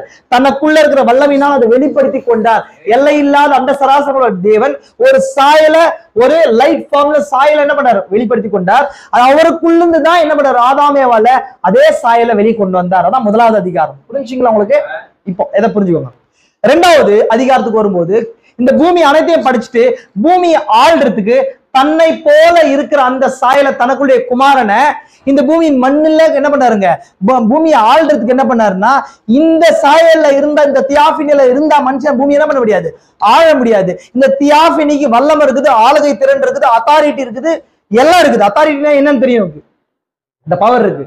ஆனா பூமியோட தொடர்பு கொள்றதுக்கு ஏவியான பூமிக்குரிய மூலக்கூறுகளால் ஆக்கப்பட்ட மனிதனா அவன் இருக்கணும். புரிஞ்சுங்களா உங்களுக்கு? புரிஞ்சா இல்லைங்க? இப்பதான் அந்த அந்த பாகத்தை வாசிங்க தம்பி, அது வாசிங்க.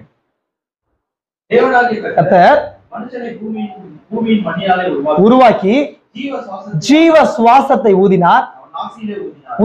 மனுஷன் ஜீவாத்மா. இப்ப பாருங்க, தேவன் வந்து இப்ப இது நம்ம வந்து ஆல்ரெடி சொன்ன 2வது அதிகாரம் 3வது அதிகாரம் எல்லாமே எழுத்தின்படி இது புரிந்து கொள்ள கூடாது அப்படின்னு சொல்லிட்டு, தேவன் ஜீவ சுவாசத்தை ஊதினார்னு சொன்னா இவர் பொம்மையை ரெடி பண்ணி இப்படி ஊதினார் அப்படின்னு சொல்லி என்ன பண்ண கூடாது? அண்டர்ஸ்டாண்டிங் புரிஞ்சுக்க கூடாது. என்ன அர்த்தம்? இதுக்கான மீனிங் என்னன்னா, நம்மளாம் தேவனுக்குள்ள பாகமா இருந்தோம்.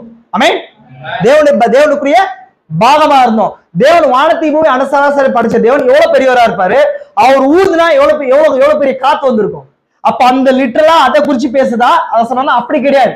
என்ன அர்த்தம்னா, முதலாதிகாரத்துல ஆல்ரெடி படிச்ச ஒரு மனுஷன் இருக்காரு இல்லையா, அந்த மனுஷனே எடுத்து வந்து பூமியில மிருக சாயல்ல, மண்ணான சாயல்ல, பூமியில இருக்கிற 14 மூலக்கூறுகளால் ஆக்கப்பட்ட அந்த சரீரத்துக்குள்ள ஏற்கனவே உண்டாக்கப்பட்ட தேவ சாயல் உள்ள ஆவி மனிதனை உள்ள வச்சார். புரிஞ்சா இல்லைங்களா? புரிஞ்சுங்களா உங்களுக்கு? இப்ப படிங்க தம்பி. தேவனாகிய கர்த்தர் மனுஷனை பூமியின் மண்ணினாலே உருவாக்கி ஜீவ சுவாசத்தை அவன் ஆசையில் ஊதினார். மனுஷன் ஜீவாத்மா. அப்போ ஆத்மான்ற விஷயம் தனியா அங்க இல்ல. கவனிங்க, வாட்சி பார்த்தா உங்களுக்கு தெரியும். ஆத்மான்ற விஷயத்தை அங்க தனியா பாக்குறீங்களா? ஆத்மான்ற விஷயத்தை தேவன் கொடுத்துதான் நீங்க பாக்குறீங்களா? கிடையாது. அங்க 2 விஷயங்கள் இருக்குது. ஒண்ணு என்ன? அந்த சரீரத்தின் பாகம், இன்னொன்னு ஆவியின் பாகம். ஆனா இந்த ஆத்மான்ற விஷயம், இந்த ஆவியானது இந்த சரீரத்தோடு இணைக்கப்படும் போது ஆத்மான்ற விஷயம் அங்க உருவாகிறத பாப்பீங்க. அங்க நீங்க திரும்ப வாசிங்க இப்ப புரியும் பாருங்க. இப்ப கவனிங்க, வாசிக்கும் போது கர்த்தர் மனுஷனை பூமியின் மண்ணினாலே உருவாக்கி ஜீவ சுவாசத்தை அவன் ஆசையிலே ஊதினார். மனுஷன் ஜீவாத்மா. ஜீவ ஆத்மா ஆனான்னு சொல்லப்படுது. ஆத்மா ஒரு கொடுக்கப்பட்டதா ஒரு சொல்லப்படல, ஆத்மா ஆனான்னு சொல்லப்படுது. கரெக்டுங்களா? அப்ப இங்க ஆத்மான்றத எப்படி புரிந்து கொள்றது? சரீரத்தை என்னால புரிந்து கொள்ள முடியும். சரீரத்தை குறிச்சு நான் இப்ப சொல்லிட்டேன், ஆவியை குறிச்சு நான் சொல்லிட்டேன் எப்படி இருக்கு ஆவின்றது. அப்ப ஆத்மான்றது என்னன்றதை என்ன பண்ணணும்? புரிந்து கொள்ளணும். இந்த ஆத்மாவை குறிச்சுதான் அநேக குழப்பங்கள் இருக்குது. புரிஞ்சுங்களா உங்களுக்கு? இப்ப இன்னைக்கு இருக்கிற நம்ம மெசேஜ்ல இருக்கிற அநேகருக்கே இந்த குழப்பங்கள் இருக்குது. தீர்க்கதரிசி நோட்ஸை எடுத்து தப்பா புரிஞ்சுக்கிறாங்க. ஒரு மனுஷனுடைய தியாபினிய ஆத்மான்னு ஒருத்தர் சொல்றாரு. இதுவும் எங்க இருக்கிறாரு? தீர்க்கதரிசி எபிரேயரோட கோட்ஸை எடுத்து வாசிச்சுட்டு தீர்க்கதரிசி சொல்றாரு பாருங்க. தீர்க்கதரிசி ஒரு மனுஷனுடைய தியாபினி தான் ஆத்மான்னு சொல்றாரு. அதனால தியாபினி தான் ஆத்மான்றாங்க. இதெல்லாம் ஒரு அண்டர்ஸ்டாண்டிங். என்ன சொன்னேன்? ஒரு ஃப்ரேம் ஒர்க் புரிதல் இல்லாத நபர்கள் பேசுற பேச்சு தவறு. ஆத்மான்றதை இந்த மாதிரி நான் ஸ்ட்ரக்சரிக்கலா கரெக்டா புரிஞ்சுக்கணும். ஆத்மான்றது என்ன? தீர்க்கதரிசி என்ன சொல்றாரு பாருங்க, நான் எடுத்து காட்டுறேன் பாருங்க. உங்களுக்கு போர் அடிக்குதா? நான் இதோட கூட இந்த பாகத்தை மட்டும் நான் சொல்லி முடிக்கிறேன் பாருங்க. உங்களுக்கு இது ஹெல்ப் பண்ணணும்னு நினைக்கிறேன். அதனாலதான் இந்த விஷயங்கள்லாம் நான் எடுக்கிறேன்.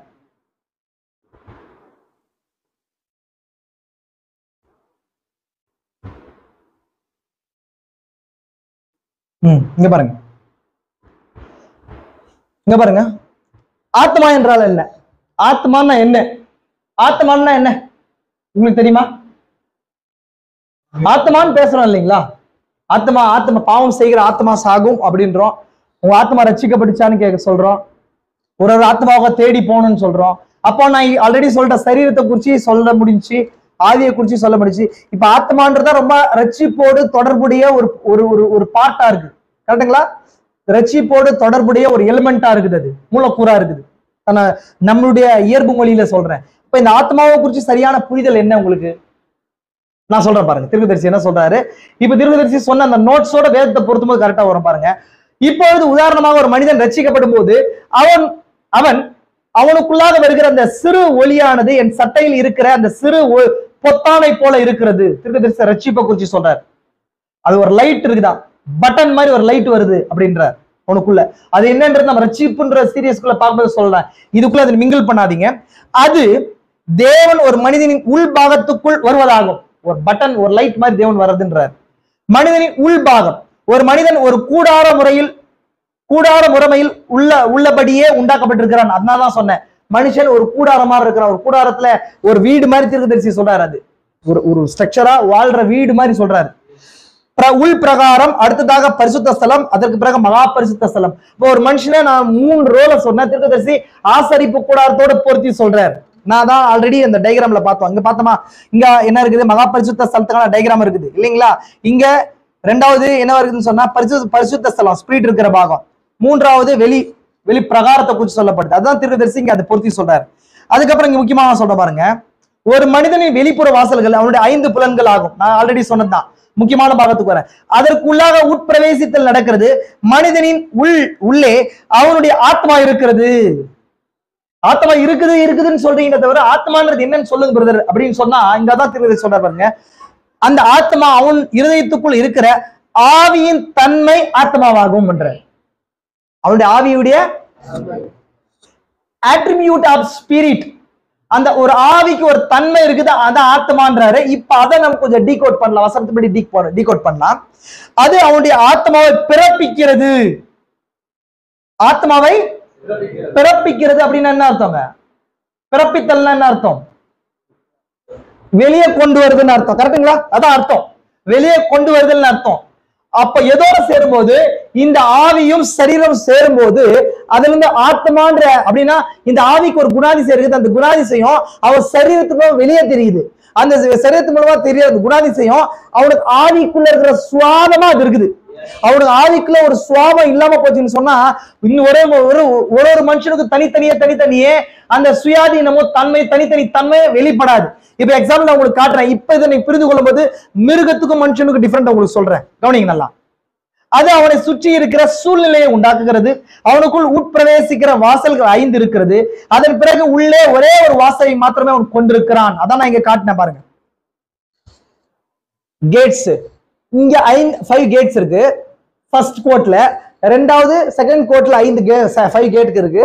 இங்க ஒரே கேட் இருக்கு. அதுதான் தீர்க்கதரிசி சொல்றாரு 5 வாசல் இருக்கிறது. புரிஞ்சுங்களா உங்களுக்கு? அப்போ ஷக்கீனா மகிமைக்குள்ளாக செல்வதற்கான இருக்கிற ஒரே வாசல் அதுதான். சரி, நம்ம இதோட நிறுத்திக்கினா இந்த ஆத்மான்ற விஷயம் மட்டும் உங்களுக்கு சொல்ற பாருங்க. இப்போ நம்ம இருக்கிற ஒரு மிருகம் இருக்கு, ஒரு சிங்கம் இருக்கு.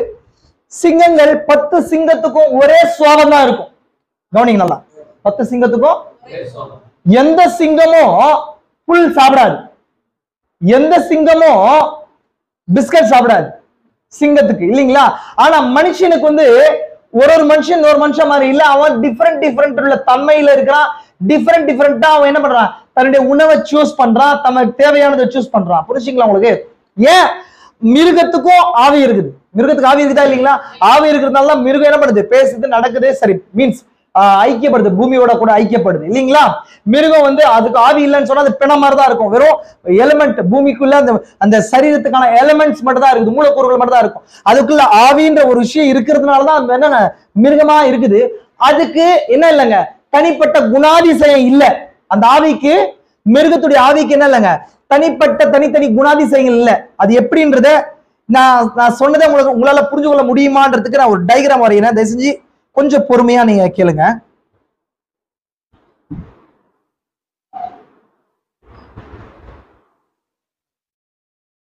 பாருங்க,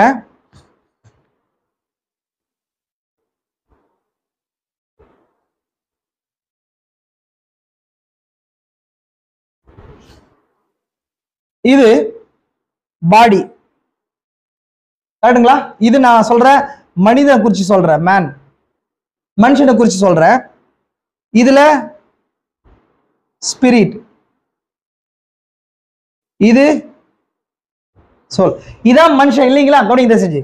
இதே மிருகத்துக்கு என்ன இருக்கு அப்படின்னா 2 மட்டும்தான். என்ன இருக்கு?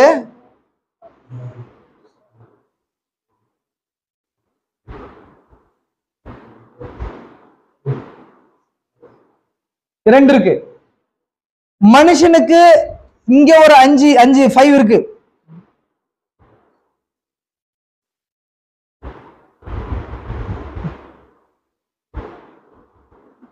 அஞ்சு இருக்கு.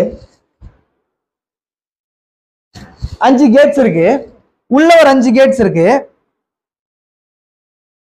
உள்ள வந்து ஆத்மால ஒரே கேட் இருக்கு. கரெக்ட்டுங்களா? இப்ப 5 என்னன்றது நம்ம சொல்லிட்டோம்.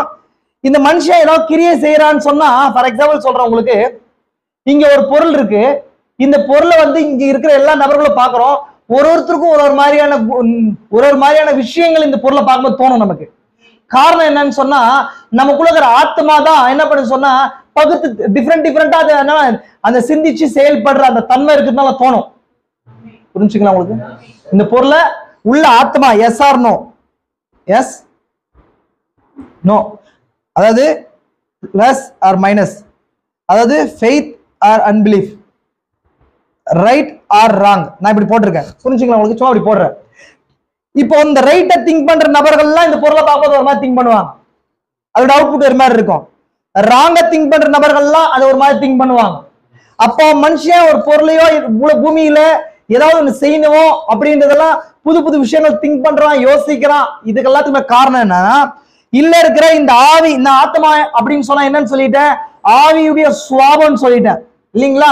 இப்ப இந்த ஆவியுடைய சுவாபம் எப்படி வந்துச்சு அப்படின்னு சொல்றதுக்கு நான் ஒரு விஷயம் சொல்றேன். மிருகத்துக்கு ஆவி கிடையாது, சரி, ஆத்மா கிடையாது. ஏன்னா நான் ஆல்ரெடி நீங்க சொல்லிட்டேன், தேவன் மனுஷனை எப்படி படிச்சார்? ஃபர்ஸ்ட் தான் சாயல்ல படிச்சார். கரெக்டுங்களா? எப்படி படிச்சார்? ஆவி மனுஷனா படிச்சார். ஒரு தியாபனி சரீரம் இருந்துச்சு.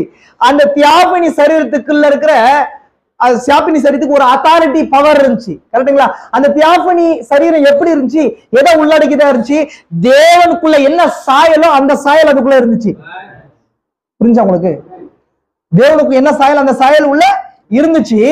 அந்த சரீரத்தை எடுத்து வந்து பூமியில 14 மூலக்கூறுகளால் ஆன அந்த மாம்சத்தின் சரீரத்தோட இணைக்கும் போது என்ன பண்ணுதுன்னு சொன்னா, இது உள்ள இணையும் போது இந்த சரீரத்திலேயே உள்ளான ஆவி சரீரம் இல்லையா, ஆவி சரீரத்துக்கு ஒரு சுவாப தேவ சாயல் இருக்கு இல்லையா, அந்த சாயல் இந்த சரீரத்துக்கு வெளியே தெரியுது. அதான் ஆத்மா. புரிஞ்சுங்களா உங்களுக்கு? எகைன் நான் சொல்லட்டுமா? எகைன் நான் எக்ஸ்பிளைன் பண்ணட்டுமா? எகைன் நான் எக்ஸ்பிளைன் பண்றேன். நல்லா கவனிங்க, உங்களுக்கு புரியுற வழியா எக்ஸ்பிளைன் பண்றேன். எக்ஸாம்பிள் பாருங்க, நல்லா கவனிங்க. இது ஃபர்ஸ்ட் ஸ்பிரிட் மேன். இல்ல உள்ள என்ன இருக்கு? God's image. ஃபர்ஸ்ட் ஆதியாகமம் 1:26 26 கரெக்ட்டுங்களா?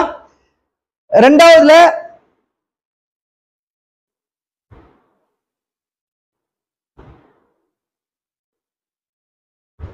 ரெண்டாவது வந்து பாடி. கரெக்டுங்களா? இது ஜெனசிஸ் 2:6-2:7 இல்லைங்களா? புரிஞ்சுங்களா உங்களுக்கு? இது 2. ஃபர்ஸ்ட் இதை படிச்சுட்டார் தேவன், இதை எடுத்து உள்ள வைக்கிறாரு இங்க. கரெக்டுங்களா? இதை எடுத்து உள்ள வைக்கும் போது ஃபார் எக்ஸாம்பிள் பாருங்க, 3வது டயக்ராம் மாதிரி கவனிங்க.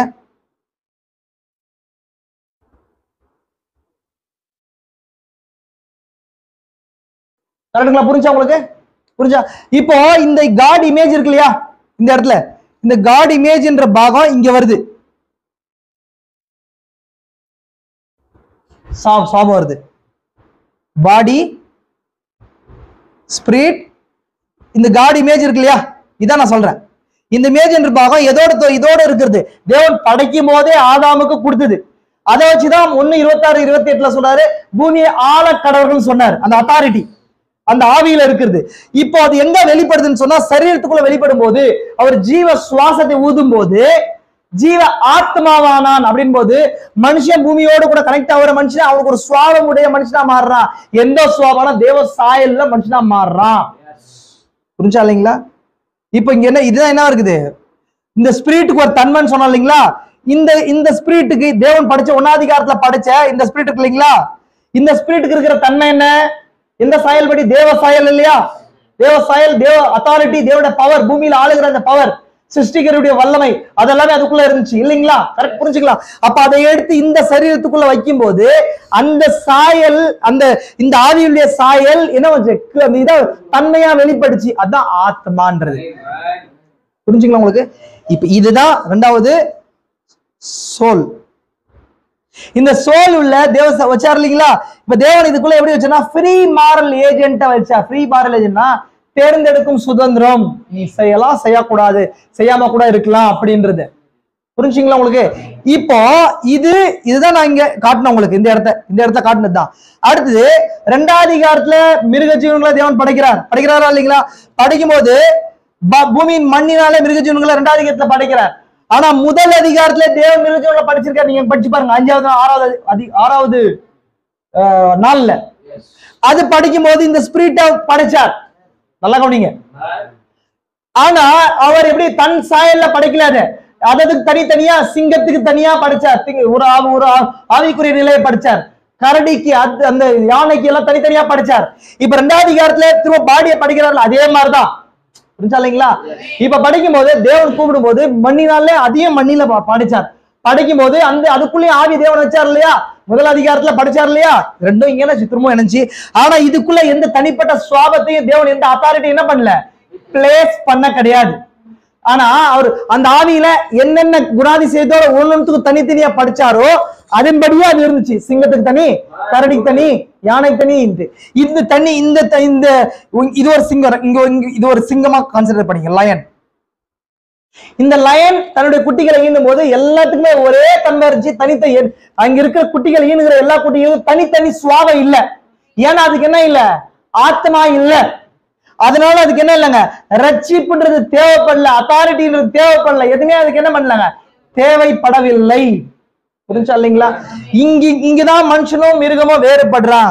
மனுஷனுக்கு எங்க வருது, இங்க ஆத்மா இருக்குது, மிருகத்துக்கு இங்க என்ன இல்ல, ஆத்மா இல்ல. இந்த ஆத்மாவிலதான் தேவ சாயலா, தேவன் இல்லாத சாயலா, அங்கதான் ஜீவமா மரணமான்றது வருது. அந்த வருகை பேச வர இடமா அது அங்க என்ன இருக்குது. புரிஞ்சா இல்லைங்களா? நான் ஆல்ரெடி 2ஆம் அதிகாரத்துல சொல்லிட்டேன். இங்க எப்படி ஆத்மான்றது எங்க வருது, ஆத்மான்றது தனியா எதுவுமே கிடையாது. அந்த ஆவி மனிதனை உண்டாக்குனார் இல்லையா? அதுக்கு உண்டாக்கும் போது தான் சாயல தேவன் என்ன பண்ணிட்டாரு, இதை உண்டாக்கும் போது அதுக்கு ஒரு தன்மை இருக்குது. அந்த தன்மை தான் ஆத்மா. அந்த ஆவி மனிதனுக்கு ஒரு தன்மை இருக்குது, அதான் ஆத்மா. ஆனா மிருகத்துக்கு அவர் என்ன பண்ணல, அப்படி படைக்கல. தனித்தனியா என்ன பண்ணாரு, தான் சிந்தையில என்ன இருந்துச்சோ அது மாதிரி படைச்சார். ஆனா அந்த மனுஷனை படிக்கும் போது கூட தான் சாயலை எடுத்து வச்சார். தான் சாயலை எடுத்து என்ன பண்றாரு, தன்னையே அப்படி எடுத்து வச்சாருங்க. தனியா ஒரு சின்ன ஆமெச்சூரா ஸ்மால் பார்ட்டா எடுத்து வச்சார். புரிஞ்சா இல்லைங்களா? எல்லா மிருக ஜீவங்களையும் தேவன் இப்படியே கொண்டு வந்தார். புரிஞ்சுங்களா? இங்கதான் சர்ப்பம்ன்ற ஒரு விஷயம் வருது. அடுத்தது சர்ப்பத்துக்கு ஏறக்குறைய ஆத்மா இருந்துச்சுன்றார். அடுத்த பாயிண்ட். அப்போ தேவன் என்ன பண்ணாருன்னா, மனுஷனே தான் சாயல படைச்சாரு. ஆனா சர்ப்பம் தேவோட சாயல படைக்கப்பட்டது இல்ல. ஆனா அதுக்கு என்ன பண்ணாருன்னா, இந்த இடத்துல do or die, yes or no சொல்றதுக்கான சுவாபம் வைக்கிறதுக்கான ஒரு இடத்த வச்சுட்டார். புரியுதுங்களா உங்களுக்கு? மிருகத்துடைய சுவாபம் என்ன பண்ண முடியாது, நம்மளால மாத்த முடியாது. ஏன் மாத்த முடியாது? ஆல்ரெடி அதுக்குள்ள இருக்கிற சுவாபம் பிக்ஸ்டு. அது உண்டாக்கப்பட்டது எப்படியோ அப்படிதான். ஆனா மனுஷனுக்கு ஃப்ரீ மாரல் ஏஜென்ட்ஸை கொடுத்ததுனால அவனுக்குள்ள என்ன பண்ண முடிஞ்சு, அவனால என்ன பண்ண முடியும், டூ ஆர் டைய செலக்ட் பண்ண முடியும். ஆனா சர்ப்பத்துக்கு எப்படி வச்சாருன்னா, ஏறக்குறைய ஆத்மா இருந்துச்சுன்னு போது அதை ஆட்டு வைக்கிறதுக்கு ஏதோ உள்ள போக வேண்டியதா ஏதோ ஒண்ணு அது என்ன பண்ண முடியும், ஆட்டு வைக்க முடியுது. ஆட்டு வைக்கிறதுக்கு அப்படின்னா செயல்படுத்துறதுக்கு எக்ஸ்டர்னல் ஃபோர்ஸ் அதை செயல்படுறதுக்கு ஏதுவான காரியம் அங்க இருந்துச்சு. ஃபார் எக்ஸாம்பிள் உங்களுக்கு சொல்லணும்னா, ஃபார் எக்ஸாம்பிள் எப்படி சொல்லணும்னு சொன்னா, சைக்கிள் இருக்கு. சைக்கிளை இயக்குறது எப்படி இயக்கணும், வெளியில இருந்து ஒரு மனுஷன் இயக்கணும். கரெக்டுங்களா? ஒரு வண்டி இருக்கு. வண்டி எப்படி இயக்குறது, அதுக்கு இன்ஜின்ற ஒரு பாகம் இருக்குது, அதனால இயங்குது. இப்போ சைக்கிளை எடுத்துக்கின்னு அதே வண்டி மாதிரி எடுத்து இன்ஜின் பார்ட் மட்டும் கட் பண்ணி விட்டுட்டோம்னா என்ன அர்த்தம், அதை இன்ஜின் ஒரு விஷயத்தையும் வைக்க முடியும், வச்சு இயக்க முடியும்ன்றதுன்னு அர்த்தம். சைக்கிள் அப்படின்றது எக்ஸ்டர்னல் ஃபோர்ஸுங்க. எக்ஸ்டர்னலா வெளில ஒரு மனுஷன் பெடல் பண்ணி என்ன பண்ண முடியும், அதான் மிருகம். அதான் மிருகமா கன்சிடர் பண்ணிக்கோங்க. ஒரு வெஹிக்கிள் வண்டி இருக்குன்னு வச்சுக்கோங்களேன், ஆல்ரெடி இன்பில்டா அதுக்குள்ள என்ன இருக்குது, சைக்கிள்லயும் சக்கரை இருக்குது, வண்டியிலயும் சக்கரை இருக்குது. இது ஏன் போகுது அப்படின்னா, நம்ம எதுவுமே எக்ஸ்டர்னல் ஃபோர்ஸ் இல்லாம ஏன் போகுதுன்னு சொன்னா, அதுக்குள்ள இன்ஜின்ற ஒரு பாகம் இருக்குது, ஃபியூல்ன்ற ஒரு பாகம் இருக்குது. கரெக்டுங்களா? இது சென்டர்ல ஒரு விஷயத்த பண்ணா என்ன பண்ணாங்க அப்படின்னா, சைக்கிள் மாதிரியே படிச்சு இன்ஜின் வைக்கிறதுக்கு ஒரு பிளேஸ் வச்சுட்டாரு. ஆனா இன்ஜின் வைக்கல. இப்போ எந்த மனுஷன் சிந்திக்கிறானா, யாராவது ஒருத்தர் என்ன பண்ண முடியும், இன்ஜினை வச்சு அதை என்ன பண்ண முடியும், இயக்க முடியும், இல்லைன்னா பெடல் போட்ட முடியும். ஃபார் எக்ஸாம்பிள் டிவிஎஸ் 50 மாதிரி அதை பெடலும் அடிக்க முடியும், ஓட்ட முடியும். சைக்கிளை பெடல் மட்டும் தான் பண்ண முடியும், வண்டியை பெடல் அடிக்க முடியாது. புரிஞ்சு உங்களுக்கு? எக்ஸாம்பிள் நான் எளிமையான எக்ஸாம்பிள் உங்களுக்கு சொன்ன உங்களுக்கு. இப்போ இந்த சென்டர்ல இருக்கிற இந்த சர்ப்பம் இருக்கு இல்லைங்களா, இதுதான் ஏறக்குறைய ஆத்மா இருந்துச்சுன்னு சொன்னாரு. ஏன் ஆத்மா இருந்துச்சு? ஆத்மா இருந்துச்சுன்னா ஆத்மா இருந்துச்சுன்னு அர்த்தம் கிடையாது.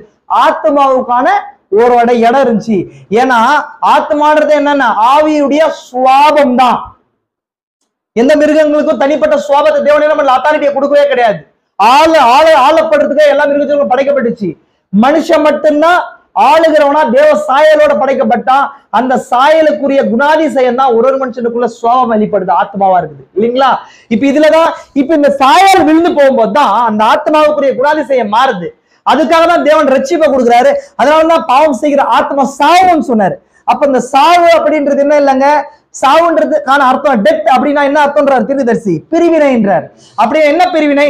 தேவனை விட்டு அந்த ஆத்மா என்ன ஆகுது, பிரியுது. அப்படின்னா தேவ சாயலா இருக்கிற அது தேவ சாயலை ஏர்ந்து போச்சு, அதுதான் மரணம்ன்றது. புரிஞ்சா இல்லைங்களா? அப்ப அந்த எந்த மிருக ஜீவனுக்கும் தேவன் அது என்ன பண்ணுவார், பூமியின்படி மறிக்கலாமே தவிர தேவனுடைய பார்வையில மிருக ஜீவனுக்கு என்ன இல்ல, மனுஷனுக்கு மட்டும் தான் மரணம் இருக்குது. ஏன்னா மனுஷனுக்கு மட்டும் தான் ஆத்மா இருக்குது. மனுஷ பார்வையில மிருகத்துக்கு மரணம் இருக்குது. ஏன்னா அது பூமி ஆவியை விட்டு சரீரம் பிரியுது. அதுதான் நம்ம மரணம்ன்றோம். அது தேவனுடைய பார்வையில மரணம்ன்றது என்னங்க, சரீரத்தை விட்டு ஆவி பிரிகிறது கிடையாது. அவர்ல இருந்து அந்த ஆத்மா பிரிஞ்சு போறது, அந்த மனுஷன் தேவனுடைய சாயல இல்லாம போறது, தேவன் கொடுத்த அந்த அத்தாரிட்டி பிளேஸ்ல இல்லாம போறது. புரிஞ்சா இல்லைங்களா? நான் இதோட கூட நிறுத்துறேன். நான் ரொம்ப ஃபர்தரா எக்ஸ்டெண்டா எடுத்துட்டு போனோம்னு சொன்னா கன்ஃபியூஷன் ஆயிடும். இதோட கூட நீங்க திரும்ப இந்த வீட்டுக்கு போய் இதை கொஞ்சம் தியானிங்க. நான் சொன்ன விஷயத்தெல்லாம் தியானிங்க. புரிஞ்சுங்களா உங்களுக்கு? ஆல்ரெடி நான் ஏற்கனவே ஃபண்டமெண்டல் பேசிக் இந்த பாகம், இதை வச்சுதான் நீங்க ஆத்மாவை பிளேஸ் பண்ண முடியும். அடுத்து நெக்ஸ்ட் வீக் வரும்போது சர்ப்பத்தின் ஆத்மா எப்படி இருந்துச்சு, பிசாசு எப்படி அதுக்குள்ள ஒரு குணாதிசயத்தை வச்சான். புரிஞ்சா உங்களுக்கு? குணாதிசயத்தை சுயமா பேச வச்சான். மிருகங்களை பிசாசு செயல்படுத்துறான் தெரியுமா இல்லையா உங்களுக்கு? தெரியுமா? நீ சர்ப்பத்தை வச்சு சொல்லக்கூடாது. புதிய ஏற்பாட்டுல அந்த கதரா தேசத்துக்கு இயேசு கிறிஸ்து போகும்போது அந்த பிசாசுகள் என்ன கேட்டுச்சு, நான் அந்த பன்றி கூட்டத்துக்கு போகட்டுமா அப்படின்னு சொல்லி கேட்டுச்சா இல்லையா? அப்ப மிருகங்களையும் பிசாசு என்ன பண்றான், செயல்படுத்துறான். ஆனா அதுங்களுக்கு ஆத்மா கிடையாது. ஆனா சர்ப்பத்துக்கு ஆத்மா இருந்துச்சு, சுயமா பேசக்கூடிய தன்மை இருந்துச்சு. ஏன்னா சர்ப்பம் அது தந்திரம் உள்ளதா இருந்தது. அந்த வார்த்தைக்கான மூல வார்த்தை நம்ம ஆல்ரெடி வாசிச்சோம். அது மாஹே அப்படின்ற வார்த்தை பிரயோகிக்கப்படுதுன்னு சொல்லப்படுது இப்ரு மொழியில. மாஹே அப்படின்னா என்ன அர்த்தங்க, மாஹா அப்படின்ற வார்த்தைக்கான அர்த்தம் வாழ்க்கையின் எல்லா விதமான வாழ்வதற்கு, பூமியில மனுஷனா வாழ்றதுக்கு தேவையான எல்லா ஒழுக்க நடைமுறைகளை தெரிந்த ஒரு மனிதன் அர்த்தம், தெரிந்த ஒரு வாழ்வியல் திட்டம்னு அர்த்தம். புரிஞ்சா உங்களுக்கு? இப்போ ஒரு சின்ன குழந்தை இருக்குது, அந்த குழந்தைய பூமியில ஒரு மனுஷனை வாழ முடியும்னு அனுப்பினா முடியுமா? முடியாது. ஏன்னா அவனுக்கு இன்னும் வாழ்க்கையுடைய எல்லா தந்திரங்களும் தெரியாது இல்லைங்களா? அப்ப ஒரு வளர்ந்த ஒரு நல்ல ஒரு மனிதனுக்கு தான் வாழ்க்கையுடைய எப்படி பேசணும், என்ன பண்ணணும், என்ன பேசணும், என்ன பேசக்கூடாதுன்ற அந்த எல்லா விதமான கட்டமைப்பு விஷயங்களும் தெரியும். அத போல இந்த சர்ப்பம் இருந்துச்சாம். ஆனா அதுக்கு ஆத்மா இல்ல. ஒருவேளை அதுக்கு ஆத்மா இருந்துச்சு அப்படின்னா தேவனுக்கு ஒரு சுவாபத்தை அவர் சாயல்ல படிச்சிருக்கணும். அப்போ ஆதாம் எப்படி விழுந்து போனானோ அதே மாதிரி சர்ப்பம் விழுந்து போய் சர்ப்பத்துக்கு ரட்சிப்புன்றது தேவைப்படுறதா இருக்கும். அவர் சிலுவையில் அறையப்படுதல் அந்த சர்ப்பத்துக்கு தேவைப்பட்டதா இருக்கும். அதனாலதான் சொன்னேன், ஆல்ரெடி நான் 5 years முன்னாடி ஒரு சகோதரன் பேசணும்னு சொன்னேன் இல்லைங்களா? அதை வச்சுதான் நான் சொன்னேன், சர்ப்பத்துக்கு ஆத்மா இல்ல, மனுஷங்களுக்கு மட்டும் தான் ஆத்மான்றது விஷயம் இருக்குது. அதனாலதான் பாவம் செய்கிற ஆத்மா சாவுன்னு தேவன் சொல்றாரு. நான் ஆத்மாவுக்காக தான் மரிச்சேன்னு சொல்றாரு, ஆத்மாவை மீட்டு கொடுத்து தான் வந்தேன்னு சொல்றாரு. எந்த மிருகத்துக்கும் ஆவிக்கும் சொல்லல. புரிஞ்சுங்களா உங்களுக்கு? இந்த ஆத்மான்றது புரிஞ்சுக்கிறாதான் மிருகத்துக்கு அப்படின்றது விஷயத்த புரிஞ்சுக்கிறாதான். அந்த ஆத்மான்றது இதோட தொடர்பு கொண்டது மீட்பின் திட்டத்தோட, ரத்தத்தோட. புரிஞ்சுங்களா உங்களுக்கு? பாவ மன்னிப்போட. அப்ப மிருகத்துக்கும் அது இருக்குது, சர்ப்பத்திற்கு இருக்குது அப்படின்னு புரிஞ்சுக்கணும்னா தீர்க்கதரிசி சொன்ன அந்த ஒத்தை வரியில அப்படியே புரிஞ்சுக்கணும். ஏறக்குறைய தீர்க்கதரிசி சொல்றாரு ஆத்மாவுக்கு இடம் இருந்துச்சுன்னு சொல்றாரு. ஏறக்குறைய இருக்குதுன்றத குறிச்சு வச்சுட்டு ஆத்மா இருந்துச்சுன்னு புரிஞ்சுக்கணும்னா சர்ப்பத்துக்கு ரட்சிப்பு இருக்குதுன்ற மாதிரி ஆயிடும். புரிஞ்சா இல்லைங்களா? அப்படி இல்ல. தீர்க்கதரிசி அந்த ரிட்டர்ன் ஃபார்ம்ல சொல்றாரு, சொல்ல வந்த மீனிங் வேற. இது வரைக்கும் புரிஞ்சுங்களா உங்களுக்கு? நான் இன்னைக்கு உனக்கு ஸ்ட்ரக்சரிக்கலா ஒரு ஆவி ஆத்மா எப்படி கிரியை செய்யுது, எனக்குள்ள எப்படி கிரியை செய்யுது, நான் எப்படி உருவாக்கப்பட்டிருக்கிறேன், 3 இழுப்புகள் எப்படி மனுஷனுக்குள்ள கிரியை செய்யுது, இதெல்லாம் நான் உங்களுக்கு சொல்லியிருக்கிறேன். நீங்க தயவு செய்து திரும்ப போய் இந்த காரியத்தை பாருங்க, தியானிங்க. ஒரு நாட்கள்ல நம்ம அந்த காரியத்தை குறித்து பேசலாம். கர்த்தர் உங்களை ஆசீர்வதிக்கட்டும். எல்லா கண்கள் மூடி ஜெபிக்கலாம்.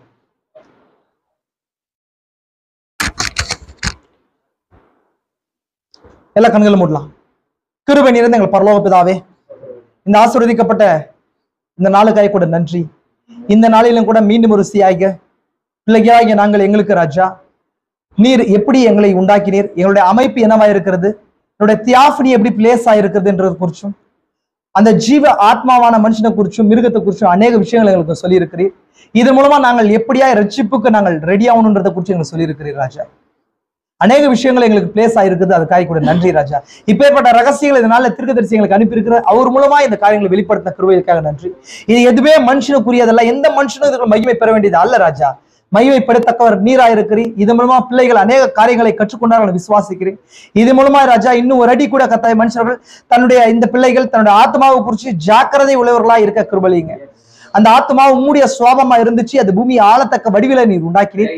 எந்த மிருக ஜீவத்துக்கும் அதை நீர் கொடுக்கவில்லை, அதற்காக கூட நன்றி அப்பா. அந்த சாயிலிருந்து நாங்கள் வீழ்ந்து போனோம், மீண்டுமா இதை கொண்டு வரும்படிக்கு அப்பா நீர் மாம்சத்துல வெளிப்படுத்து மட்டும் அல்லாமல் இந்த நாள்ல நம்முடைய ரகசியங்களை வெளிப்படுத்தி எங்களுடைய ஆவிக்குரிய அமினிஷியாவை போக்கி இருக்கிறீர், அதற்காக கூட நன்றி. அந்த பிள்ளைகளை பேர் பெறா குடும்பமா ஆசிர்வதிங்க. அவருடைய தேவைகளை சந்திங்க. வியாதியின் பாகங்கள், வேதனையின் பாகங்கள் எல்லாவற்றையும் எடுத்து போடுங்க. அவங்க இந்த வார்த்தையானது முதலாக இழுப்பாய் அவருடைய சரீரத்துல, அவங்களுடைய குடும்பங்கள்ல சரீரங்களை கிரியை செய்யட்டும். பிரத்யேகமா ராஜா இருக்கிற ஜெப குறிப்புகளுக்காக நன்றி. பிரத்யேகமாய் கத்தா போவாஸ் பிரதருடைய மாமாவுக்காக நன்றி ராஜா. அந்த கேன்சர் பகுதிகளுக்காக நன்றி. மகன் கத்தா இந்த ஜெப விண்ணப்பம் கொடுத்திருக்கிறார் ராஜா.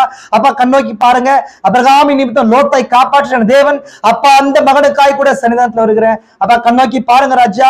இந்த ஒரு சுகமானது ராஜா, இந்த மனம் இரக்கமானது அந்த பகுதிக்கு ஒரு ஆறுதலை தேர்தலையும் உம் பக்கம் திரும்பத்தக்கதான ஒரு காரியத்தை உண்டு பண்ணுது ராஜா. பலப்படுத்துங்க. வந்துடுற பிள்ளைகளுக்கு கண்ணோக்கி பாருங்க. அவருடைய தேவைகள் ஒருவேளை கத்தாவே வாயில சொல்லாமல் இருக்கலாம், இருதயத்துல இருக்கிற காரியத்தை வார்த்தையானது அறியும் ராஜா. அதையும் கூட அறிந்து ராஜா அவருடைய தேவையை ஆசிர்வதிங்க. அவருடைய எண்ணெயின் பாத்திரத்தின் மாவின் பாத்திரத்தை ஆசிர்வதிங்க. தேவைகளை சந்திங்க, பலப்படுத்துங்க, பெரிய காரியங்கள் செய்யுங்க. அடியனை தலைமையட்டுமா தாழ்த்துகிறோம். இந்த ஆராதனை மூலம் வந்த எல்லா மகிமைகளும் கர்த்தராகிய இயேசு கிறிஸ்து ஒருவருக்கே செலுத்துகிறோம். கரை குறைகள் யாவும் இருந்தால் தயவாய் மன்னியும் கர்த்தராஜே. அப்ப இயேசு கிறிஸ்துவின் பரிசுத்த நாமத்திலே ஆமென்.